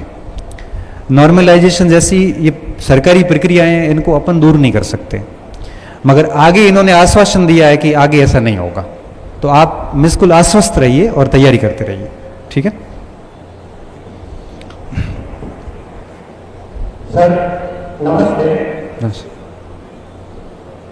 हाँ बोलिए। मैं सदैव की 2017 से 21 तक इस कॉलेज का पूर्व छात्र रह चुका हूँ। मेरा क्वेश्चन सर आपसे ये है कि अपन सेल्फ मोटिवेट कैसे रह सकते हैं? सेल्फ मोटिवेट, हाँ सर मेरा कहना ये है कि अपन कहते क्या है और होता कुछ और है। मतलब आप कहना चाह रहे हैं कि सेल्फ मोटिवेटेड कैसे रहे, है ना। हाँ देखो होता क्या है, जब व्यक्ति का जीवन अनियमित होता है ना तो मोटिवेशन डाउन हो जाता है। मैं ये मानता हूँ, जैसे मैं मेरा एग्जांपल देता हूँ कि मुझे पता है कि मुझे सुबह 6 बजे उठना है, 6 से 8 मुझे पढ़ना है, 9 बजे मुझे क्लास लेनी है, 9 से 12 क्लास लेनी है, 1 बजे वहाँ जाना है। सुबह से लेके शाम तक इतना दौड़ते हैं कि मोटिवेशन अपने आप आ जाता है। जिस दिन आप नियमित काम नहीं कर रहे हैं तब आपका मोटिवेशन डाउन हो जाता है। तो कोशिश करिए कि आपका सुबह से शाम तक एक काम नियमित हो। बस आपको पता होना चाहिए कि मुझे मॉर्निंग में 3-4 घंटे पढ़ना है, दिन में ये करना है, शाम को ये। आपका शेड्यूल अगर फिक्स होगा तो कभी भी डिमोटिवेशन नहीं आएगा। ये मैं मानता हूं कि मोटिवेशन की आवश्यकता तब पड़ती जब हम अनियमित हो जाते हैं। जो व्यक्ति जीवन में नियमित है उनको कभी भी मोटिवेशन की आवश्यकता नहीं पड़ती। तो कोशिश करिए कि अगर आप नियमित रहेंगे तो सेल्फ मोटिवेट अपने आप रहेंगे, और नियमित रहेंगे तो आप अपने टारगेट भी पूरे कर पाएंगे। नियमित रहेंगे तो आप जो सोचोगे वो सब काम कर भी पाओगे। नियमित नहीं रहोगे तो आप कह रहे हो ना कि जो सोचते वो होता नहीं है। नियमित होना बहुत जरूरी है। भले मैं कहता हूं दिन में 4 घंटे पढ़ो, बट एक रेगुलर होना बहुत जरूरी है। तो कंसिस्टेंसी रखिए, एक शेड्यूल रखिए और उसके अनुसार आप अपने आप को फिट करिए। देखो शुरुआत में दिक्कत आती है, लेकिन 20-21 दिन तक अपन कंटिन्यू प्रयास करते हैं तो अपन नियमित हो जाते हैं। नियमित होने के बाद आपको किसी मोटिवेशन की आवश्यकता नहीं पड़ती है। सेल्फ मोटिवेटेड रहते हैं, जो सोचते हैं वो होता भी है फिर, ठीक है। हाँ आवाज बेटा आ नहीं रही है। अब लास्ट प्रश्न मैं ले लेता हूं, फिर अपन अपनी इस वार्ता को यहीं समाप्त करते हैं। हमें वापस जयपुर जाना है। हाँ बेटा आ गया था, बेटा आ गया। ये हाथ में पेन रहता है तो कॉन्फिडेंस रहता सर। हाँ यहीं से बोल दे बेटा।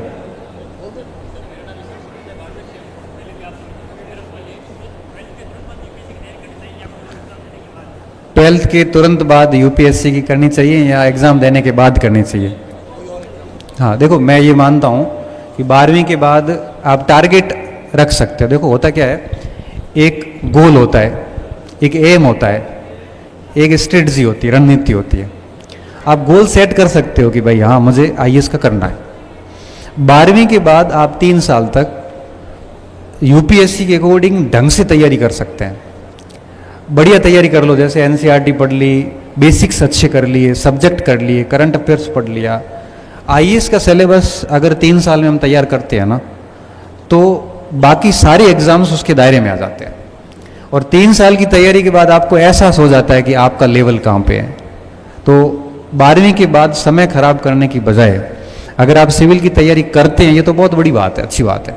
और फिर दूसरा प्रश्न ये आता है कि बीच में कोई एग्ज़ाम देना चाहिए कि नहीं देना चाहिए। तो मुझे यूँ लगता है कि देना चाहिए, क्योंकि देखो सीधे आईएएस का करने का मतलब ये है कि या तो आपके घर में सारे आईएएस वगैरह हो, यहाँ बहुत बड़े बिजनेसमैन हो कि आपको किसी दूसरे अल्टरनेट की आवश्यकता नहीं है।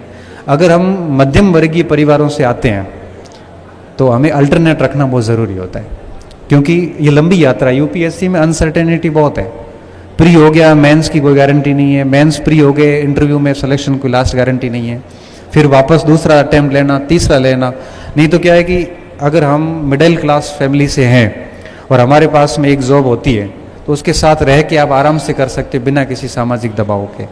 तो 3 साल तक 12वीं के बाद समय बर्बाद करने की बजाय अगर 3 साल बहुत बढ़िया फाउंडेशन करते हैं, आप अपना जीके पढ़ते हैं, करंट पढ़ते हैं, सब्जेक्ट्स तैयार करते हैं, तो उसका बहुत फ़ायदा मिलता है। देखो मैं बताऊं, मैं 12वीं के बाद जब कॉलेज में आया था तो मेरा ऐसा कोई आईएएस टारगेट था ही नहीं।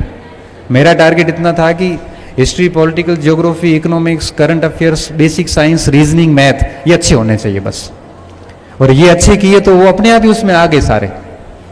तो 12वीं के बाद 3 साल तक हमें फाउंडेशन बढ़िया करना चाहिए। फिर 12वीं के बाद आपको अपने आप पता चल जाएगा कि अब आपके कैसे करना है।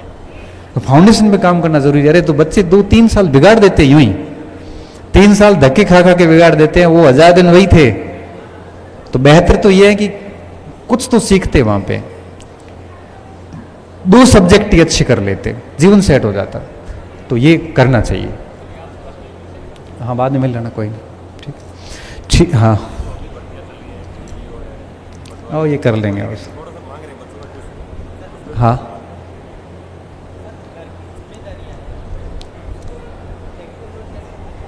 वो सबकी होती है, ऐसा कोई व्यक्ति नहीं इस दुनिया में जो परेशान नहीं है। देखो मैं हेल्थ से परेशान हूँ और कोई आर्थिक रूप से परेशान है, कोई परिवार से परेशान है। हमें हाँ देखो चैलेंजेस होते हैं, मैं मानता हूँ, मगर व्यक्ति की इच्छा शक्ति और प्लानिंग के आगे सारी चीज़ें बोनी हो जाती है।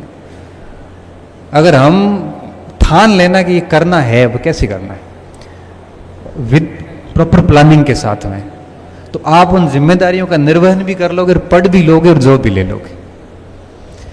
इतनी क्षमताएं होती है मनुष्य में, पता नहीं कहाँ से आती है इतनी क्षमताएं। बस अंदर से होना चाहिए कि मैं कर लूंगा ये। अरे मेरे पास ऐसी सी महिलाएं आती है, कई बार 2 बच्चे हैं, पति महोदय शराब पी के पड़े रहते हैं, उनके अफीम के लिए चाय अलग से बनानी पड़ती है। वो माता 2 बच्चों की माँ है, उन बच्चों को स्कूल ही भेजना है, खुद आंगनवाड़ी में काम करके आएगी, स्कूल में जाएगी, 2000 रुपये कमाएगी। उसके बीच में भी वो 2-2 घंटे के 3 स्लॉट काट के 6 घंटे पढ़ के पिछली 2nd ग्रेड में 7वीं रैंक के साथ सिलेक्शन हुई। वापस मिठाई लेके आई, मेरे को पूरी स्थिति बताई, क्योंकि मैंने उसके लिए कुछ टेस्ट सीरीज वगैरह कुछ फ्री करी थी। मैंने कहा इसके पास पैसे नहीं। अब 2 बच्चों को सब तैयार करके स्कूल भेजती है, फिर खुद प्राइवेट स्कूल में जाती है 4 घंटे देने, फिर कुछ आंगनबाड़ी में काम करके आती है, और पति पड़े हैं घर पे दारू और अफीम में डूबे हुए, और छात्र उस पर बेरोजगारी भत्ते से बीएड करी, बेरोजगारी भत्ते से बीएड की 4 साल वाली। वो बीएड करने के बाद में 2nd ग्रेड की भर्ती आती है, सामाजिक में उसका सिलेक्शन होता है। अभी संस्कृत में उसका सिलेक्शन हो रखा डबल में, अब और उससे पहले हुआ, फिर ये बाद में परीक्षा हुई, इसमें भी हुआ, और अब उसको आगे वो 1st ग्रेड की तैयारी कर रही है। जबकि घर की स्थिति बिल्कुल उसके फेवर में नहीं है। आप सोचो कि जब ये हुआ जा सकता है तो हम भी इसको मैनेज कर सकते हैं। ये आपके ऊपर है कि आप उसको कैसे मैनेज करते हैं, क्योंकि आपकी स्थितियां आपसे बेहतर कोई नहीं जानता। तो पूरे कॉलेज परिवार का मैं दिल से धन्यवाद देता हूं कि आपने मुझे आमंत्रित किया, और आप सभी बच्चों को बहुत बहुत शुभकामनाएं। खूब सारा पढ़िए, आगे परीक्षाएं हैं, पटवारी, ग्राम सेवक, एलडीसी वगैरह। आपकी रेंज में जो भी परीक्षा आती है उस परीक्षा को लेके आज से ही उस पर काम शुरू करें, खूब सारी मेहनत करें। इस दरमियान हमारी कहीं भी ज़रूरत पड़ती है तो हमें याद करें। हालांकि पर्सनल हम जवाब नहीं दे पाते, लेकिन यूट्यूब के माध्यम से काफ़ी सारी चीज़ें हम क्लियर कर चुके हैं ऑलरेडी। तो कहीं पे भी आवश्यकता हो तो हमें याद करें, हम कोशिश करेंगे कि आपकी समस्या का समाधान करें। इस क्षेत्र में आके आपका प्यार और ये जो स्नेह जिस लेवल का मिला है, इसको पाके मैं वाकई में अभिभूत हूँ, और एक शिक्षक के लिए इससे बड़े गर्व की कोई बात नहीं हो सकती। और भविष्य में चाहूँगा कि आप में से कोई स्टूडेंट आए और कहें कि सर 20 जून को कार्यक्रम था, हमने सुना था, उसके बाद हमने बहुत अच्छी तैयारी की, मेरा सर सिलेक्शन हुआ है और हम आपको मिठाई खिलाना चाहते हैं। तो आपकी मिठाई आएगी इन शब्दों के साथ, तो मेरा आना यहाँ सफल हो जाएगा और आपका यहाँ 2-2.5 घंटे बैठना सफल हो जाएगा। ये चीज़ ये मांग के मैं वागड़ की दरा से वापस जयपुर की तरफ निकलूँगा। जयपुर से मुझे आगे वापस बाड़मेर निकलना है, तो इतना दोगे आप मुझे, ऐसी मुझे उम्मीद है। बहुत बहुत धन्यवाद पूरे कॉलेज परिवार का, बच्चों का बहुत बहुत धन्यवाद।